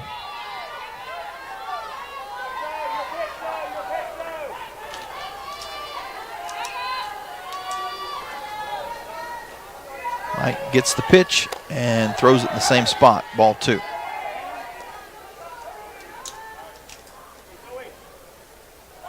Four walks now in the ball game for Gabby Mike to go along with 4 strikeouts.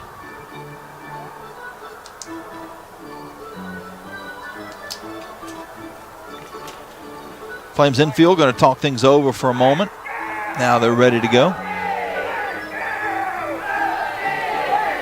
Flames have had trouble scoring against Virginia Tech the last couple of years. They were shut out twice in 2025. If you remember, that was an outstanding team that the Flames put together, a team that made it all the way to Super Regionals, but they could not find any runs against the Hokies. This pitch is called for a strike. Now the 2-1 delivery from Mike. Just outside, ball 3. Aldridge is at first. She drew her second walk of the ball game. The 3-1 hit hard, foul down the left field line and on top of the Flames team room. The nest, they call it. We have seen 3 home run distance foul balls in this game for the Hokies. 2 down the left field line and 1 just a moment ago down the right field line. The 3-2, high and tight, ball 4. So 2 walks have put runners at first and second with no outs. Already 1 run in on the solo homer by Abramovich that led things off here in this 5th inning. And it looks like the Flames are going to make a change.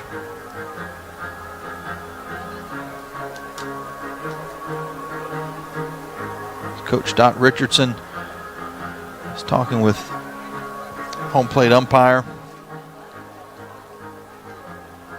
We're going to see a new pitcher for the Lady Flames.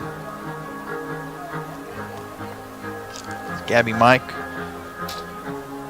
has given up 4, and she has 2 runners on base that are her responsibility as well.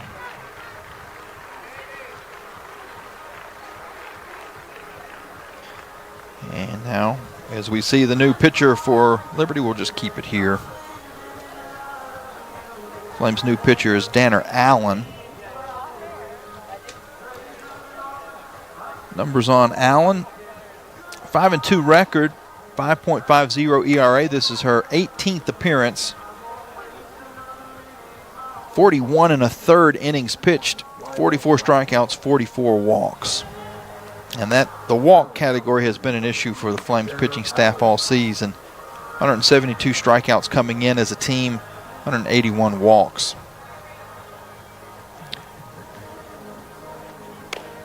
As Allen will warm up.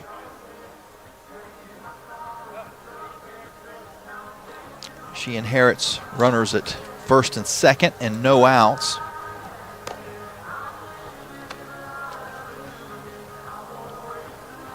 Allen, the lefty, sophomore, 5'4", from Charlotte Courthouse, Virginia. Had a no-hitter back on April 3rd at Missouri State.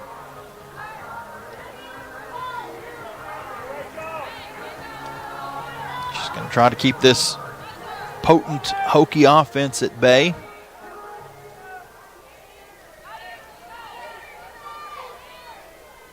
First pitch from Allen catches the outside corner for a strike. Rachel Castine has struck out twice in this ball game.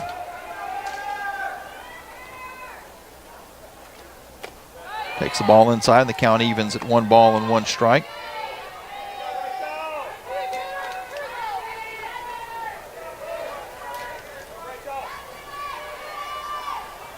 Got a pinch runner at second base. The 1-1 is hit between first and second for a base hit. The runner, that pinch runner we were just talking about, is able to make the... And the Hokies lead 5-0. And we still got runners at first and second as this pitch is slapped foul by Gabby Mazzell.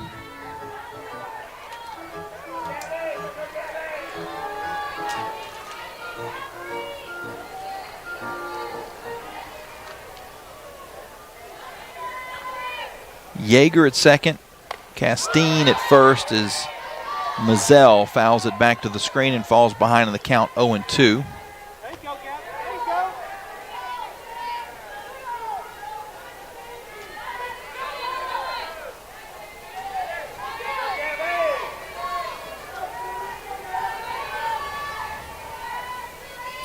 The 0-2 just missed outside for a ball. 1 ball and 2 strikes.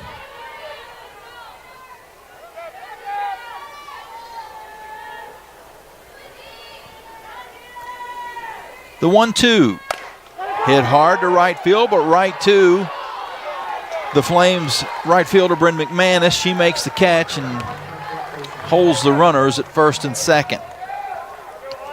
Hard hit ball by Mazzell,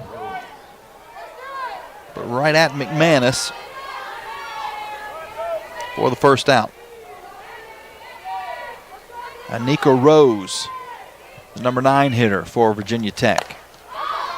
She sprays this pitch into foul territory behind first base. Coming over is Ella Fox, and she makes the catch in foul territory for the second out.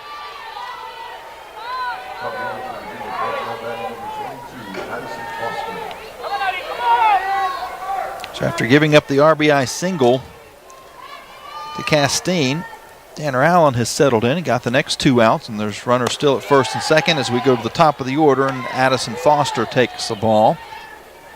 She has reached base every time she has stepped up today. Doubled and scored in the first, took a walk and scored in the second, and got a single in the fourth. She's out ahead in the count, 2 balls and no strikes. Flames lefty sends this in where it is popped out into right field, and Jemiah Byram, who had just checked into the game this half inning, gets her first touch.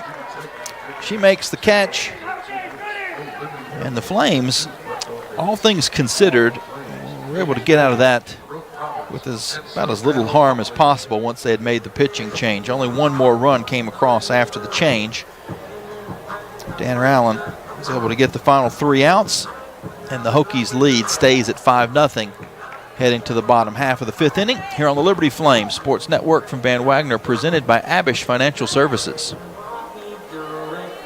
Have you downloaded the Liberty Flames mobile app? If not, what are you waiting for? The Liberty Flames mobile app is your lifeline to Flames athletics. Get the latest news on your favorite teams, find upcoming schedules, buy and download tickets to the next game, listen to podcasts, and hear our online Liberty Flames Sports Network audio broadcast. High fly ball, deep center field. Snyder going back. It's out of here. It's all on the Liberty Flames mobile app. Download it for free from your mobile app store today. Flames Nation, this is Liberty softball head coach and proud Flames Club member, Dot Richardson. I want to take this opportunity to invite you to join me in supporting Liberty Athletics' mission to train champions for Christ on and off the field. Your support directly impacts our student athletes and is a valuable part of our team. Membership starts at just $75 and comes with great benefits like access to premium seating, hospitality, and parking privileges. Join today. Visit libertyflamesclub.org.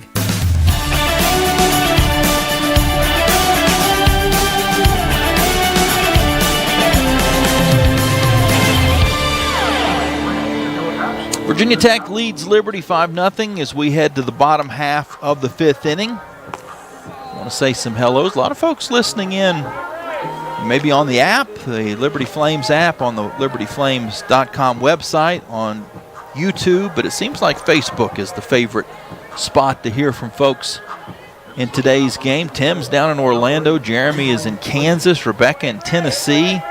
Lennon is up in Windsor, Ontario. Brian is in Westfield, Indiana. Cheryl's in Shawnee, Kansas. Weston's in South Bend, Indiana. Rusty's in Louisiana. Phillip's in Maryland. And Tracy is in Downingtown, Pennsylvania. We appreciate all of you for tuning in. Oh, missed one. Jackson, Elkridge, Maryland. Appreciate each and every one of you tuning in here on the Liberty Flames Sports Network from Van Wagner. I want to thank our presenting sponsor, Abish Financial Services, for their support of the broadcast. Paige Dorr takes the first pitch for a ball. She is 0 for 1 today. Grounds this on the infield. It's going to be a tough play and a nice scoop by Castine with the glove over to Chatfield at first, but Dorr beats it out. Doesn't look like Virginia Tech is going to challenge us. It was a close play. It was an excellent defensive play. That was the only thing that Castine was going to be able to do in that spot, was just scoop it with the glove. But Dorr speedy enough to beat out the infield hit. And now Brooke Roberts, who is 1 for 1 on the game, will step up to the plate. First pitch to the lefty. Fastball misses. 1 ball and no strikes.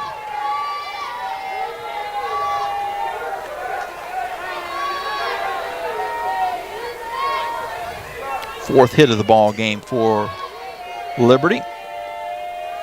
The 1-0. Another fastball that's high and tight.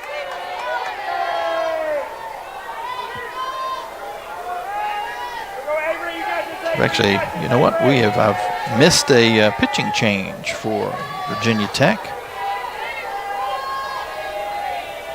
Get you that here in just a moment. The 2-0 to Roberts is taken for a strike. 2 balls and 1 strike. It seemed like a little more velocity on those last couple of pitches. I said, that doesn't seem like the mid-60s that Carrico was throwing, and it's not the case anymore. The 2-1 to Roberts is high and tight again. 3 balls and 1 strike. A runner at first with no outs. Flames trailing 5-0 here in the bottom of the 5th.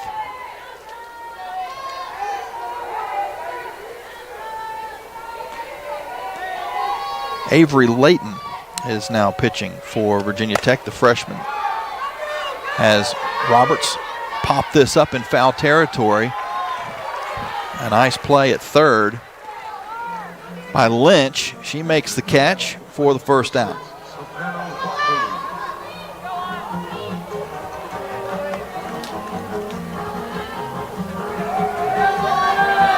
Savannah Watley struck out looking back in the 2nd inning. She steps up with 1 out and a runner at first. That's Paige Dorr. First pitch to Watley is a big hack, but she came up empty.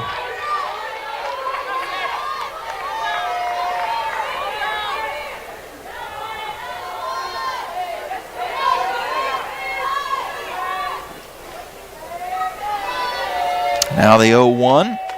Squares and pulls it back.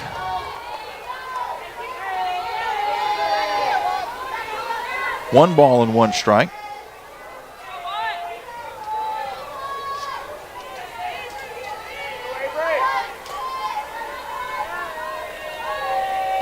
Layton's 1-1. Fastball called strike, 67 on the gun.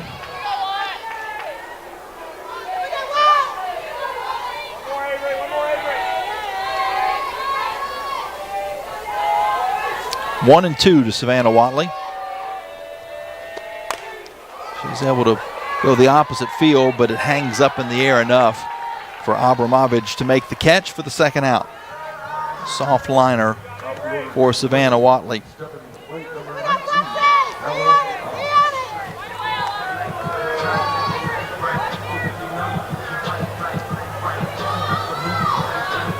Now back to the top of the lineup, Ella Fox, who's 0 for 2 on the game.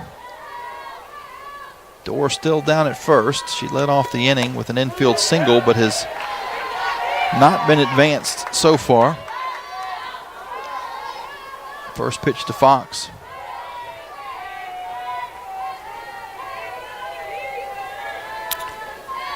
Well, I missed it, and the scoreboard missed it as well. Ground ball to second on the second pitch. It's scooped up by Castine. She makes the play for the final out of this fifth inning. So a promising start. The Flames got the leadoff runner on. Then 1, 2, 3 after that. And we now head to the sixth inning with Liberty trailing Virginia Tech 5-0. Here on the Liberty Flames Sports Network from Van Wagner, presented by Abish Financial Services. Frank Good Builders is a proud supporter of the Liberty Flames. Frank Good Builders and its partners design and build beautiful custom homes in the Lynchburg and the surrounding areas. From designing a plan to picking out fixtures, Frank Good Builders works with you to design and build your truly custom dream home. Frank Good Builders can be reached at 434-238-3710 or frankgoodbuilders.com. You're locked into live play-by-play coverage of Lady Flame softball from Van Wagner on the Liberty Flames Sports Network, presented by Abish Financial Services. Now, let's check the out-of-town scoreboard, built by Frank Good Builders. Here in Lynchburg, the Lady Flames trail Virginia Tech 5-0. I mentioned it's a busy day around Conference USA. An update on some of those scores. Florida International, Flames opponent this weekend down in Miami, is trailing Florida Atlantic. That game is in Boca Raton. Florida Atlantic leads 4-0 in the fifth. Number 12, Georgia, is up on Kennesaw State 7-3 in the bottom of the fourth. Western Kentucky now leads Evansville 6-1 in the bottom of the fourth up in Indiana. Tennessee State 1, Middle Tennessee 0 in the top of the second in Murfreesboro.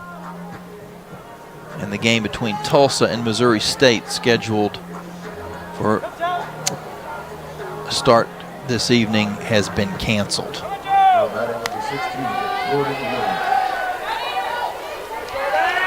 Danner Allen still in the circle for the Lady Flames. Our first pitch to Jordan Lynch is taken for a ball.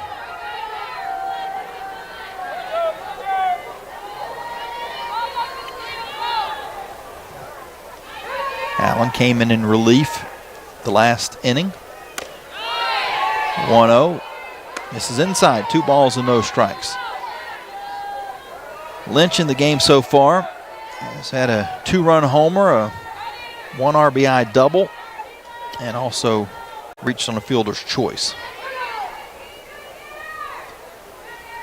The 2-0 hit into foul territory, and a nice play by Macy Strickland, catching it over her shoulder right up against the edge for the first out.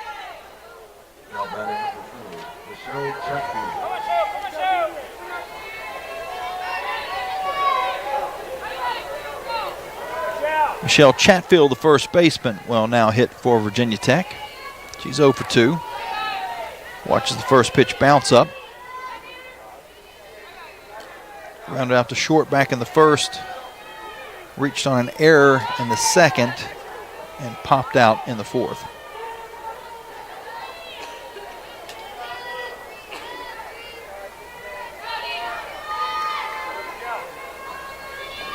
The 1-0, high and outside. 2 balls and no strikes.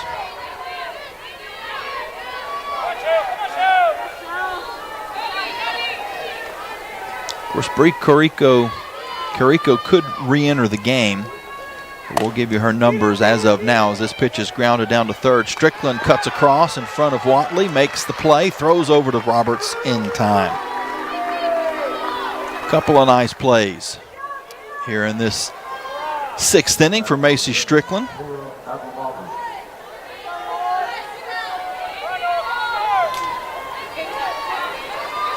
.53 on the putout.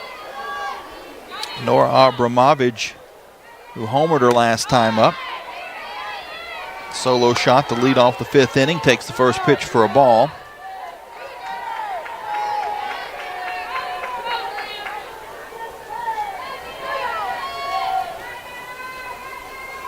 The 1-0 hit hard to left field. Byram takes one step in, now a couple paces back.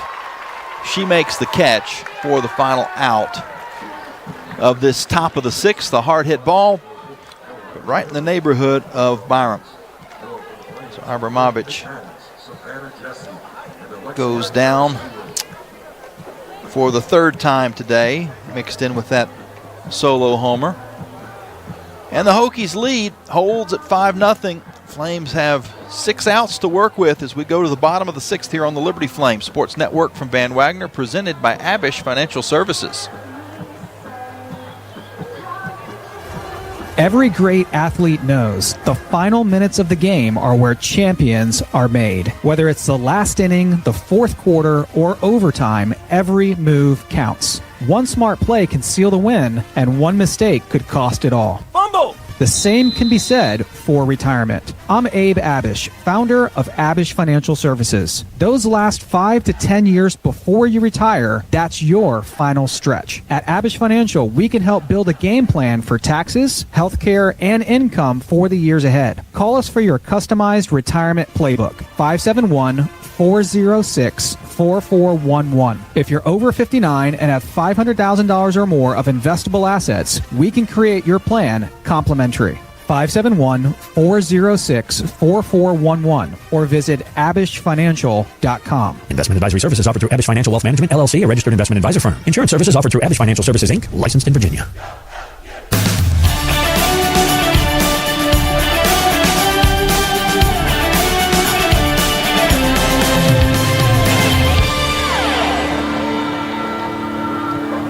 Flames are looking to get something going offensively. They have not scored in the ball game yet. They trail Virginia Tech 5-0, and it's a little bit of a trend, unfortunately. Last year in the 2 games that the Flames played the Hokies, they did not score a run.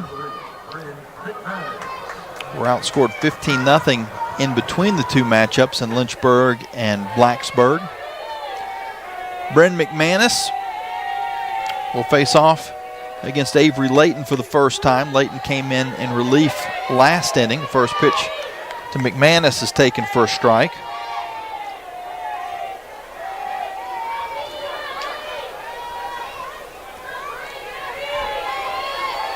Bren singled back in the first. Fouls this back into the screen. It's down 0-2. Hit into a soft liner. That was an A1 play at second base by Rachel Castine, diving in front of the bag. That was the second out back in the 3rd inning. 0-2, checked her swing, got a piece of it, fouled it off to stay alive. Savannah Jesse and Alexia Carrasquillo will follow McManus in the lineup. Avery Layton gets the signal, and now here comes the 0-2. Hit hard, but right to the shortstop, Rose, over to first for the out.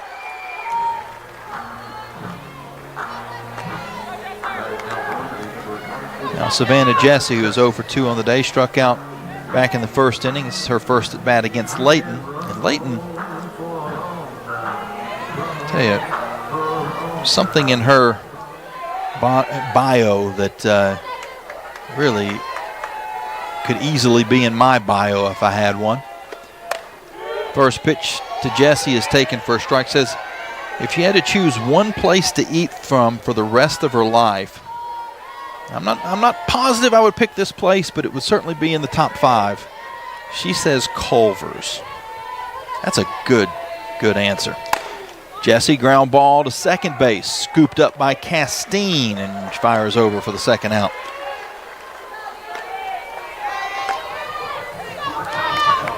The thing about Culver's is if you got a sweet tooth, as I do, they get the frozen custard. You can never go wrong there. Bunch of different flavors, different combinations. That keep you going forever. Tonight's an Oreo night. Tomorrow might be a Reese's Cup night.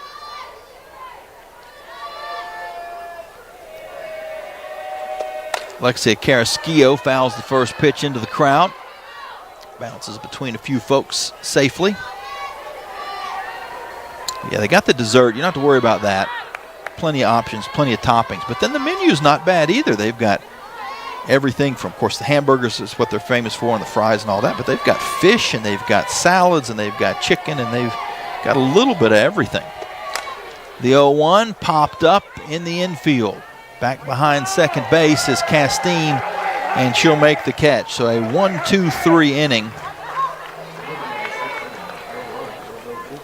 for the Flames here in the bottom of the 6th inning.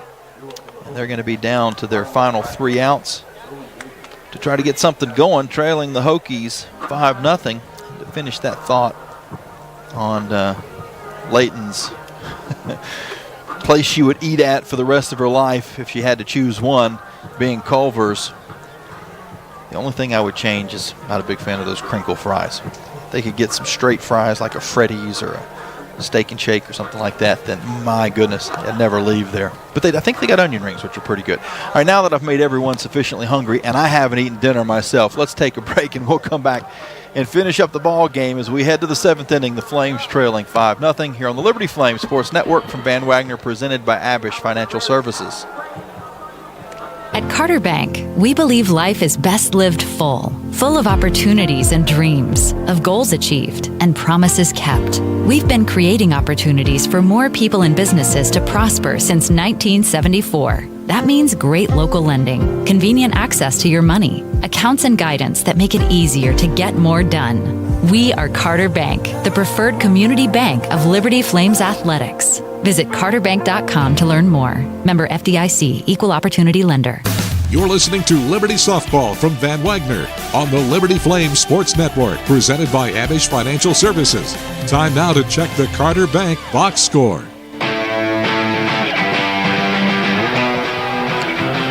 It has not been a good box score for Flames fans, especially fans of the Flames offense.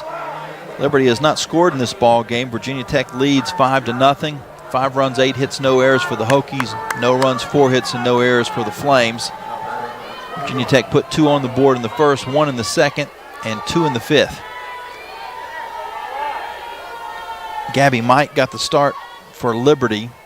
She has since been replaced by Danner Allen, who's in the circle in the first pitch to Lila Blackwell, who has stayed in the game after pinch running.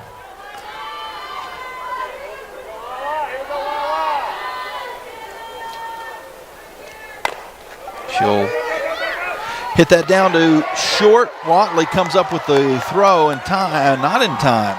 Safe is the call at first base. Nice play by Watley, but too much speed from Blackwell, and she's going to run it out for an infield single.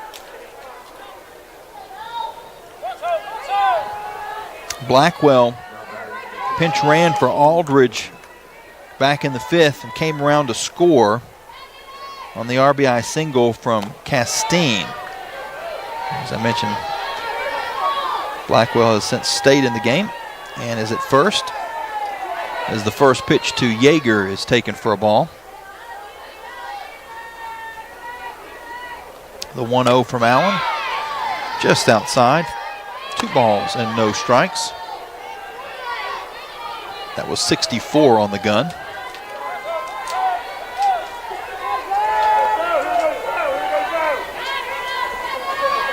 2-0, almost hit her, and it gets away from Savannah Jesse, which will allow Blackwell to advance down to second. We'll see if that's most likely a wild pitch.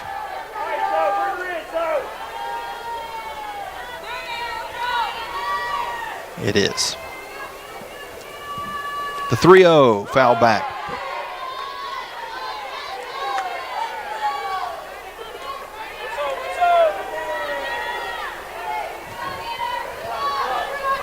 So Blackwell's at second, no outs, and a 3-1 count to Zoe Yeager, the catcher for Virginia Tech. Danner Allen's pitch. Outside corner for a strike.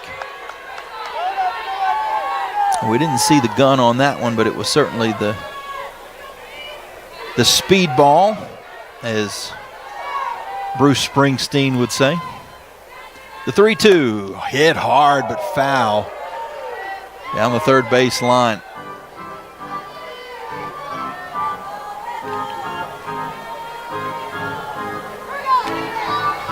Count holds at 3 balls and 2 strikes. Blackwell's at second.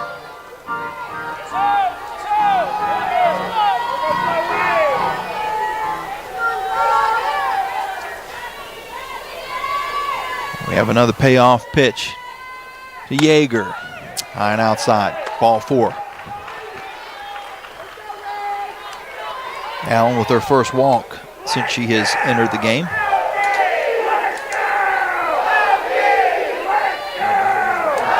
And the Hokies threatening to add to their 5-0 lead with runners at first and second and nobody out.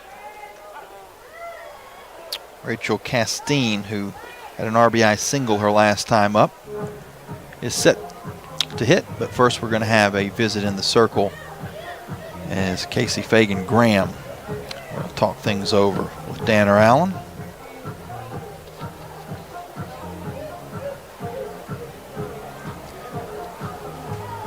Castine, Mazzell, and Rose. Next 3 hitters at the bottom of the order for Virginia Tech.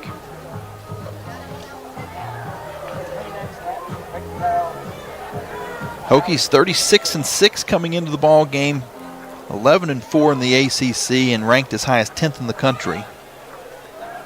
Flames a 20-21 record, but 13-5 in Conference USA. And after getting the series win against Western Kentucky, the Flames are in sole possession of second place, and second place are better.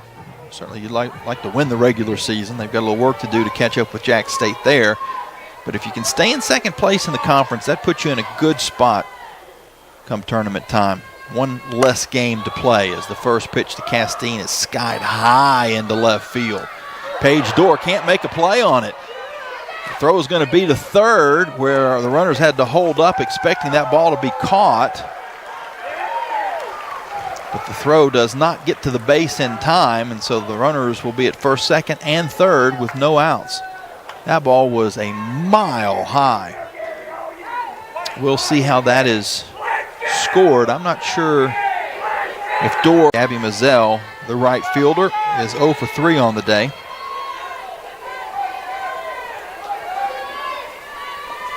And they're going to say that was a single, not an error, as the count evens to Mazzell, 1 ball and 1 strike. So Castine will reach on a single. The runners advance. And the 1-1 is hit hard to center field. Dorr back at the track and watches as that glances off of the American flagpole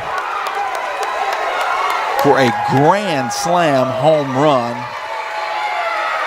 Gabby Mazzell.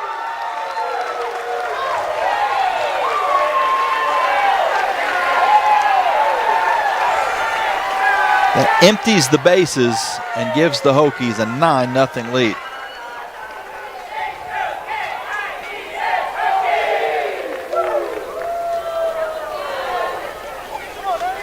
For Mazzell on the season, that is her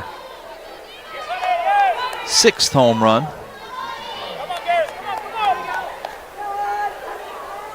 She now has 34 RBIs.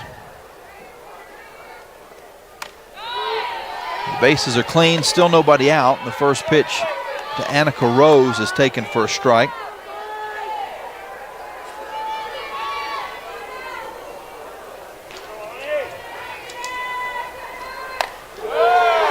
fouled off to go 0-2.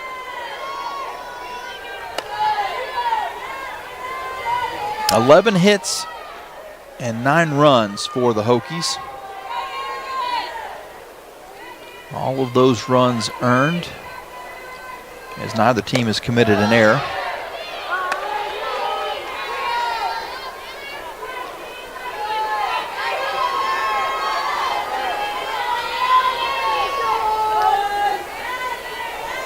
The 1-2 to Rose. Outside, ball 2.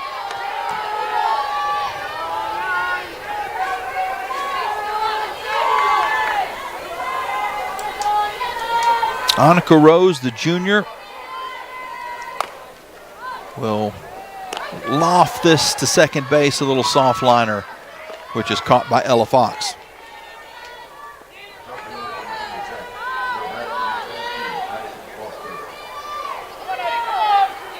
That's the first out of this 7th inning.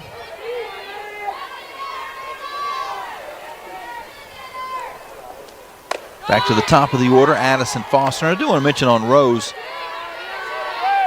her name is phonetically, well, I guess it's phonetical. It's not spelled R-O-S-E as you might expect when it's pronounced Rose. It's R-O-H-S. Annika Rose, R-O-H-S. I feel like that probably has some Scandinavian ancestry. The 1-1. High and tight. 2 balls and 1 strike to Foster, who's 2 for 3 on the day. Single and a double. Came around to score twice. Also drew a walk. The 2-1. Foul back.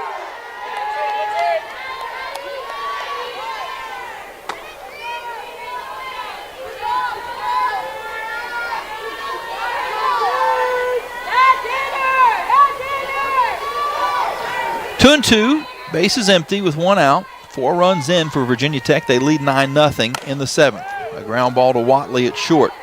She's able to get it, but a little bit of a bobble, so the throw over is not in time.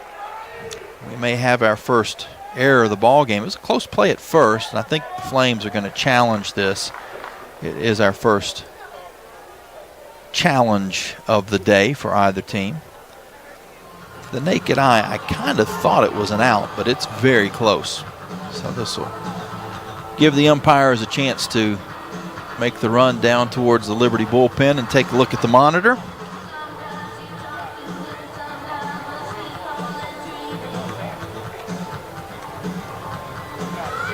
And that'll give me a chance to see if I can figure out the nationality for the last name Rose.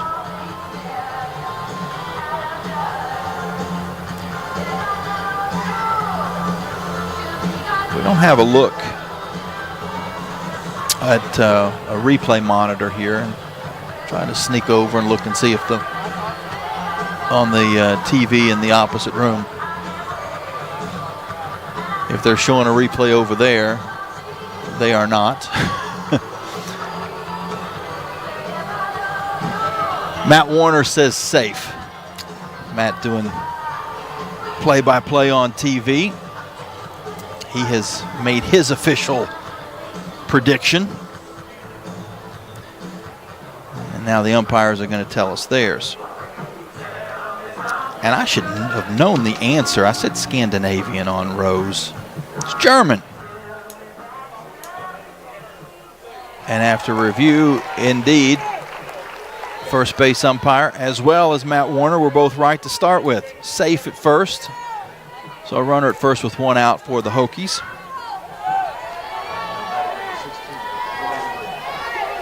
Jordan Lynch, who homered back in the first, has 3 RBIs on the day.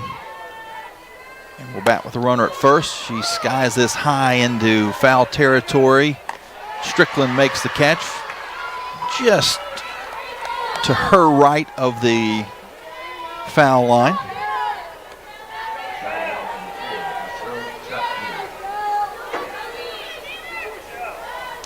That's the second out,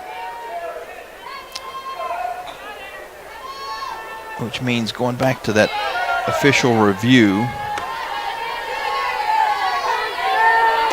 it is an error. E6 is how Foster got on base. The 1-0 to Chatfield is taken for a ball. 2 balls and no strikes.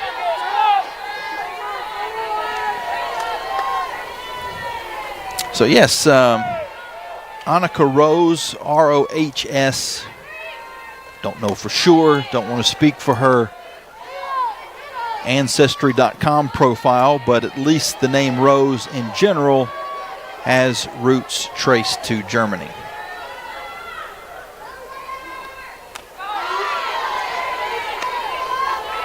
Allen gets behind in the count, but now throws a strike. 3 balls and 1 strike to Michelle Chatfield. Chatfield is 0 for 3 on the day. Checks her swing. Did she go? They appeal, and well, they pointed down to the second base umpire for the appeal, but there's actually a first base umpire that had a much better look at it. Regardless of what came out of it, count goes full. 3 balls and 2 strikes, and now a foul ball back to the screen keeps Chatfield alive.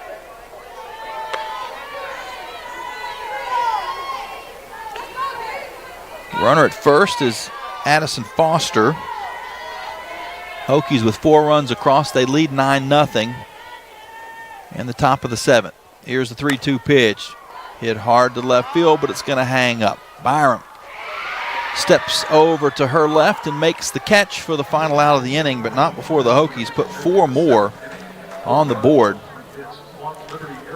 And they lead the Flames 9-0 as Liberty will be down to their final 3 outs after we come back from this break here on the Liberty Flames Sports Network from Van Wagner, presented by Abish Financial Services.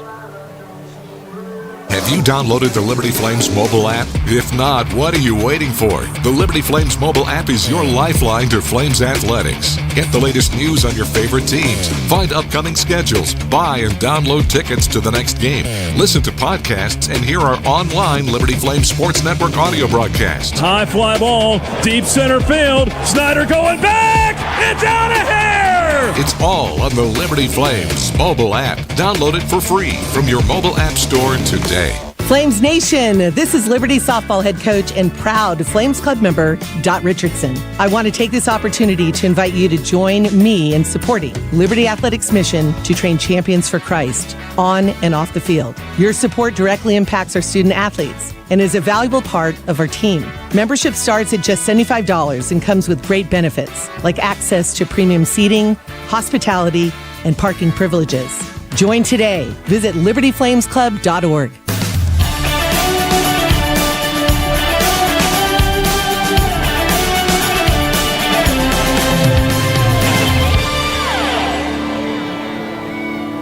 Liberty trailing Virginia Tech 9-0 as we go now here to the bottom of the 7th inning.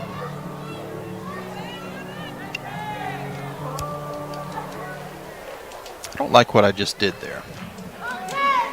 The word "here" was not necessary in that sentence. As we go to the bottom of the 7th inning, would have been more than sufficient. As we go here to the bottom of the 7th inning, here is an unnecessary word. I know there's a word for that unnecessary word, and I hate it when I do that. As I say that, let's give you some more words. Jemiah Byram going to get a chance at the bat. She came in and replaced Danny Lee earlier in the game out in left field, and she gets behind in the count 0-2. Jemiah on the season hitting 156.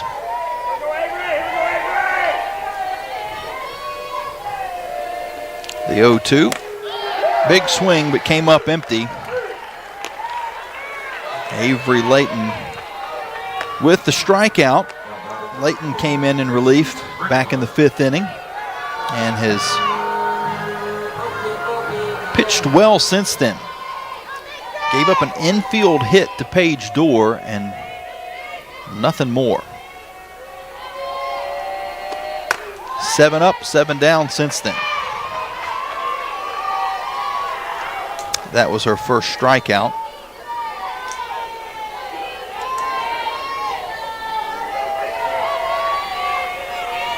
Macy Strickland 1 for 2 on the ball game. Takes a strike and the count evens at 1 ball and 1 strike. Strickland, the Flames' third baseman, singled back in the second inning. Hit a little soft liner to third in the fourth. The 1-1 is fouled back to the screen, 1 ball and 2 strikes.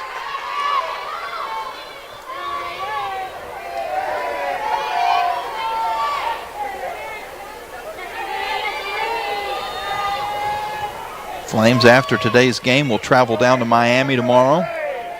Play a 3-game series against FIU. The 1-2 is fouled back again. Liberty is in sole possession of second place in Conference USA after getting the series win against WKU last weekend, getting 2 out of 3.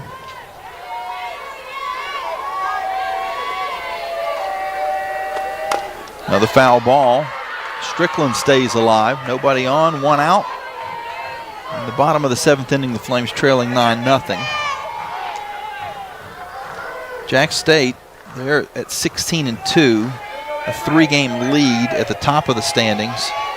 Liberty 13-5 behind them. WKU 1 game behind the Flames. This pitch is taken for a ball, 2 balls and 2 strikes. WKU's 12-6, and then you've got Delaware 11-7, New Mexico State 11-7, Sam Houston 11-7. So a little bit of a log jam after you get past the third place team. 2-2 is high and outside, 3 balls and 2 strikes.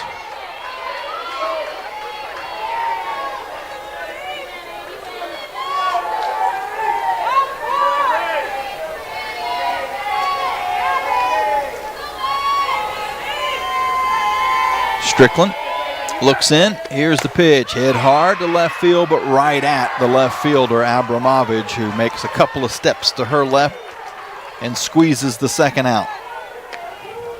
Strickland hit the ball hard a couple of times in this game and didn't get anything out of it.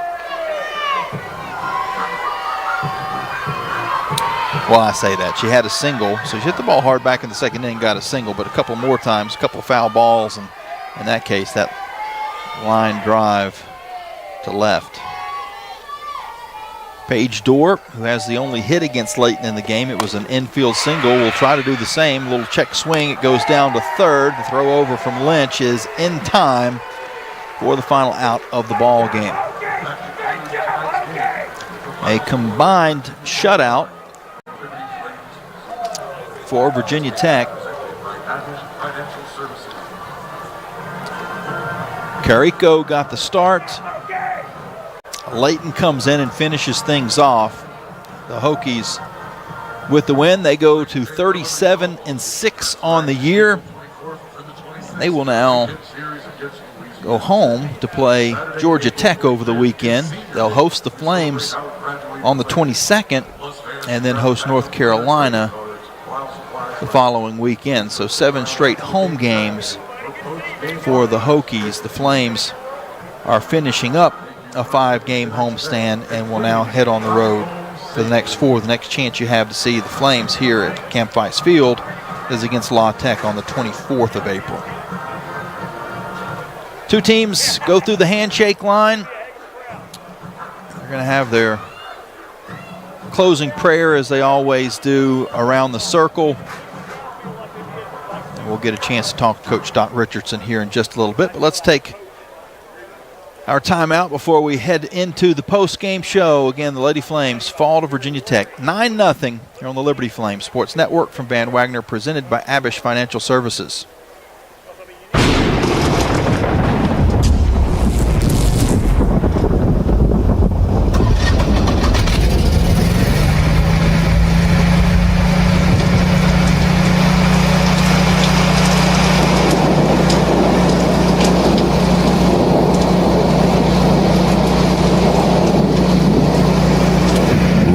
heating, cooling, electrical, and plumbing. Your certified Generac backup generator experts. Online at callrogers.com. At Carter Bank, we believe life is best lived full of opportunities and dreams, of goals achieved and promises kept. We've been creating opportunities for more people and businesses to prosper since 1974. That means great local lending, convenient access to your money, accounts and guidance that make it easier to get more done. We are Carter Bank, the preferred community bank of Liberty Flames Athletics. Visit carterbank.com to learn more. Member FDIC, Equal Opportunity Lender. The Liberty Flames thank Segra for their support. Segra collaborates with companies to offer business-only, carrier-grade connectivity, cybersecurity, voice and cloud solutions tailored to meet their diverse needs. Segra offers these solutions across a fiber network that spans 28 states in the U.S. and is headquartered in Charlotte, North Carolina. They can be reached at Segra.com or 833-GO-SEGRA. Segra, a proud partner of the Liberty Flames Sports Network from Van Wagner. Thompson Brooks Insurance has been serving Virginia for over 35 years, helping individuals and businesses with their insurance and investment needs. The team at Thompson Brooks is experienced in understanding Medicare, retirement planning, life insurance, the healthcare marketplace, and group insurance benefits. Call Thompson Brooks Insurance at 434-385-8500. That's 434-385-8500, or visit them online at thompsonbrooksinsurance.com. Thompson Brooks Insurance, planning today for tomorrow.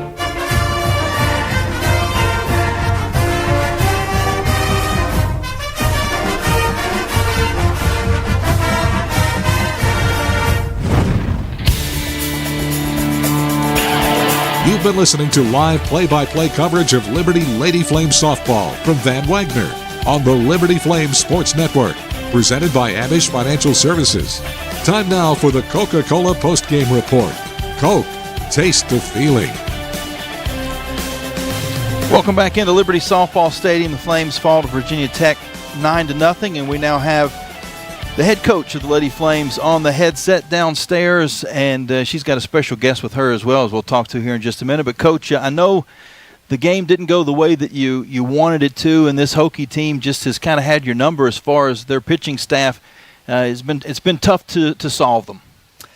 Oh, yeah, they had a great game. They're ripping the ball. Everything they hit seemed to come off very hard. They out-hit us 11-4. I'm here with Macy. Macy Strickland, I thought, had a really good game, hitting the ball well. Best contact, I think, of any hitter that we've got for this game, but really good defensive plays as well. We got to get to the drawing board. I mean, we got to compete. We had an inning there with Macy coming up. B-Rob got on and just couldn't get him around. So we got to start figuring that out because you got to be able to score to win. You hit the nail on the head there, and it seems like there have been moments this season that the bats have really come alive, and then there have been a few times when they've kind of gone in the closet a little bit. What have you seen in those games when things are clicking that your team's doing differently than, say, a game like tonight? Well, I believe in this team, and I believe when they believe and those bats are clicking and we're all on all four cylinders, we are going to be very, very, very hard to beat. And hopefully that starts clicking. We have 3 weekends left and a couple more midweeks with Virginia Tech and then Virginia. So really it's about the Conference USA at this point. So we head down tomorrow to Miami to play FIU, Florida International University. Those are big games. We got to win all of those games. And then we come back at home with Senior Day with Louisiana Tech. It's and La Tech. And then we've got to get those 3 games in the series. And then lastly, we've got Kennesaw State before the big conference tournament. Absolutely, and I know it's always tough to travel all the way down to Florida, and there's some distractions when you're down there as well because, of course, the weather here felt like Florida today and getting into the 90s. What's your approach when you have to take this long travel, long flight down there, and then you want the team to be as fresh as possible?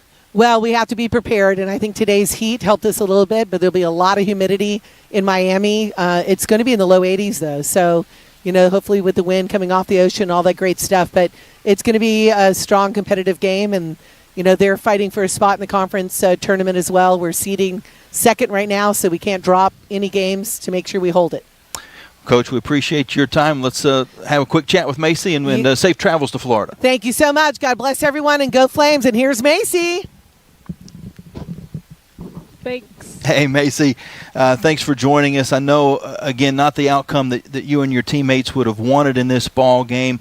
When Coach Dot was talking about getting some good contact in the game, hitting the ball hard, even on that last at bat that was ended up being an out, but still making some good contact. Were you seeing them pretty good tonight? Yes, sir. All I was trying to do was bat the ball, because these past few games my hitting hasn't been as hot, but I just kept getting in the cage and bat the ball was all I was thinking. Out in the field too, made some nice plays. It seemed like the wind was kind of swirling a little bit, but there were also some hot shots that you had to take care of down at third base, and also knowing when to kind of cut across and make the play in front of short when you've got the better look at it. And it seems like you guys are in pretty good rhythm as far as the defense is concerned right now. Yeah, we have good connection, especially me and Watley. We talk all the time.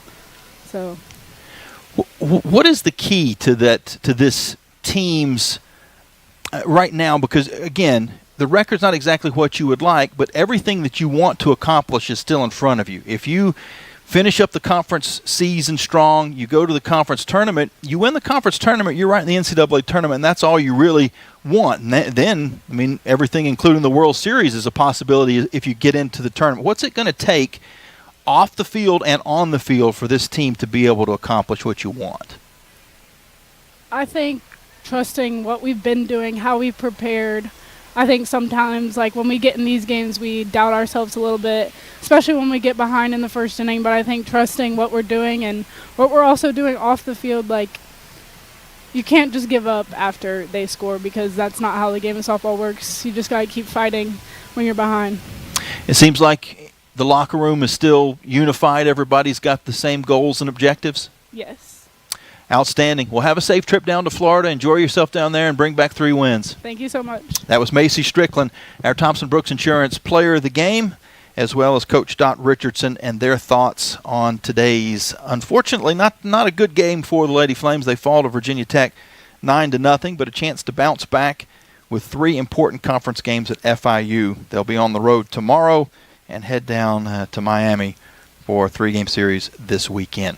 We're going to take our final break, and when we come back, we'll wrap things up here on the broadcast. Again, Virginia Tech 9, Liberty nothing on the Liberty Flames Sports Network from Van Wagner, presented by Abish Financial Services. Have you downloaded the Liberty Flames mobile app? If not, what are you waiting for? The Liberty Flames mobile app is your lifeline to Flames athletics. Get the latest news on your favorite teams, find upcoming schedules, buy and download tickets to the next game, listen to podcasts, and hear our online Liberty Flames Sports Network audio broadcast. High fly ball, deep center field. Snyder going back. It's out of here. It's all on the Liberty Flames mobile app. Download it for free from your mobile app store today. Thousands of our teammates make and deliver 300 of the world's best brands and flavors, locally. From the heartland to the coast, in big cities and small towns. Our products are moving, and our trucks are rolling. We share a passion and a purpose, and we love to refresh and serve our communities. We are Coca-Cola Consolidated, your local bottler. Flames Nation, this is Liberty softball head coach and proud Flames Club member, Dot Richardson. I want to take this opportunity to invite you to join me in supporting Liberty Athletics' mission to train champions for Christ on and off the field. Your support directly impacts our student athletes and is a valuable part of our team. Membership starts at just $75 and comes with great benefits like access to premium seating, hospitality, and parking privileges. Join today. Visit libertyflamesclub.org. Peary and Woolwine Family Dentistry say go Flames and good luck this season. Peary and Woolwine Family Dentistry provides dental health services including dental implants, cosmetic dentistry, extractions, and more. Their office treats patients of all ages and accepts major dental insurances. Peary and Woolwine Family Dentistry is located at 2229 Mural Road next to EC Glass High School in Lynchburg.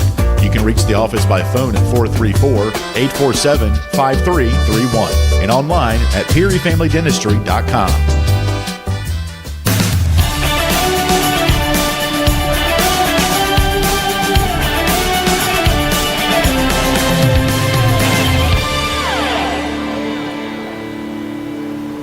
back in one last time here to Camp Ice Field, where the gator is out, smoothing out the infield before they put they got the tarp on the home plate in the pitching circle. I don't know if they'll put the full tarp on or not. It doesn't look like we've got any weather in the forecast, and the Lady Flames won't be back here for a little while, so they'll probably leave it to breathe.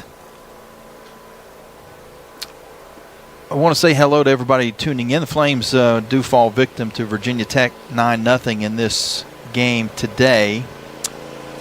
And it looks like we've, at some point, hopefully, after we had a chance to talk to Coach Dot and Macy Strickland, we lost our Facebook feed. So if you're on Facebook, you can't hear me right now.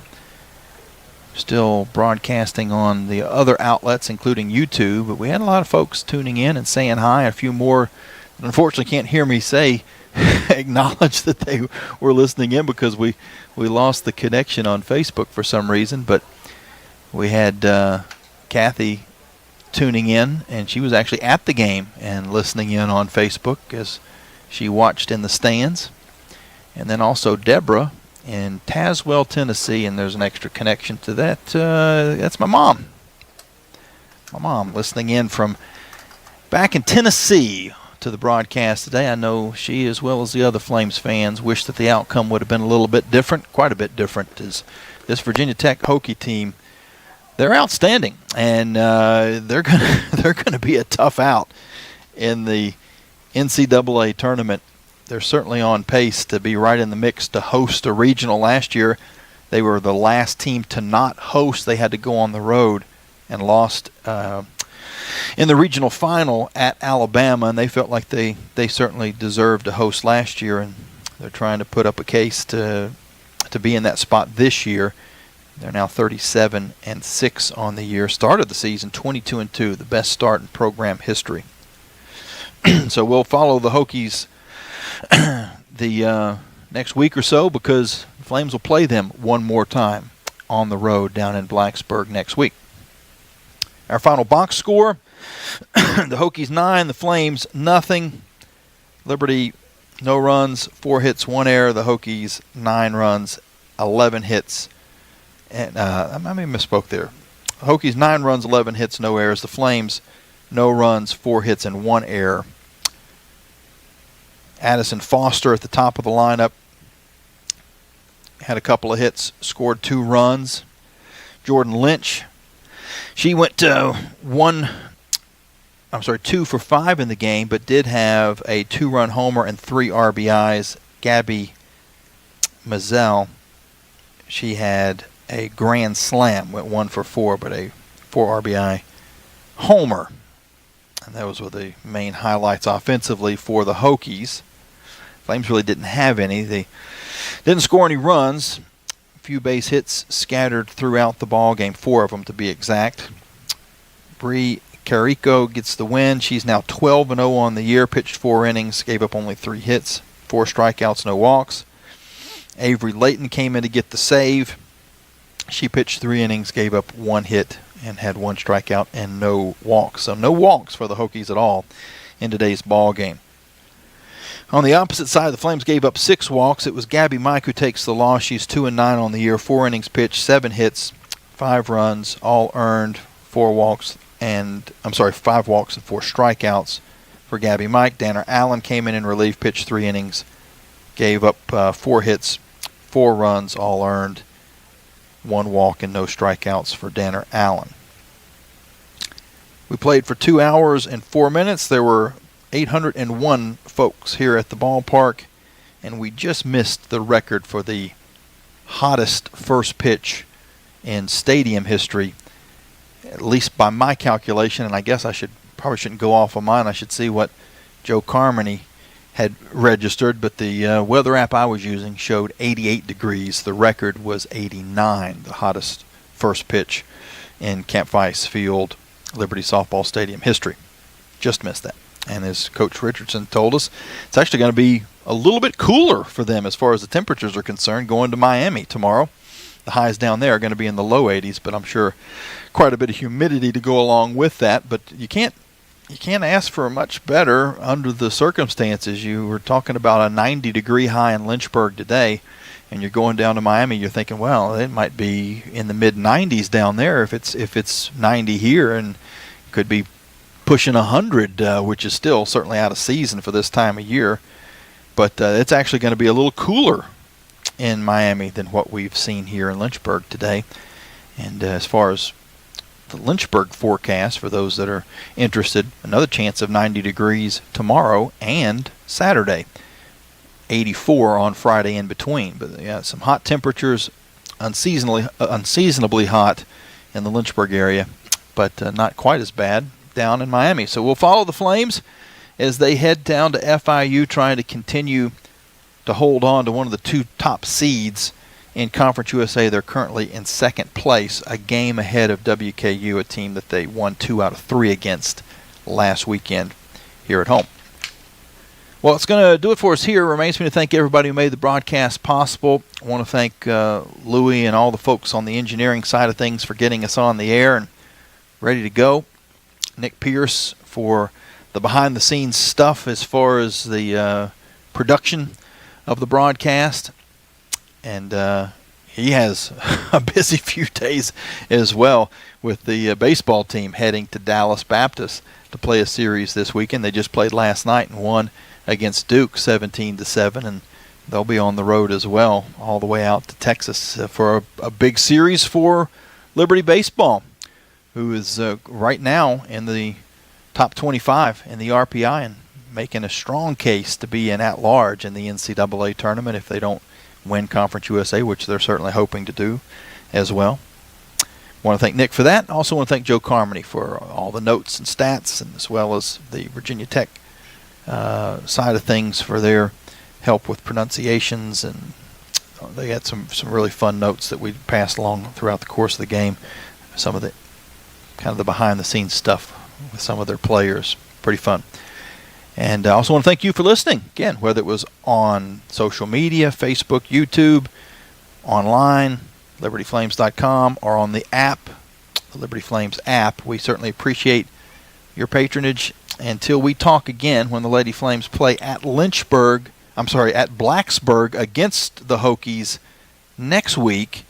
This is Jamie Hall. One last time from Camp Ice Field, where the Hokies win 9-0 over the Flames, saying so long and God bless. You're on the Liberty Flames Sports Network from Van Wagner, presented by Abish Financial Services. Thanks for listening to live coverage of Liberty University softball from Van Wagner on the Liberty Flames Sports Network, presented by Abish Financial Services.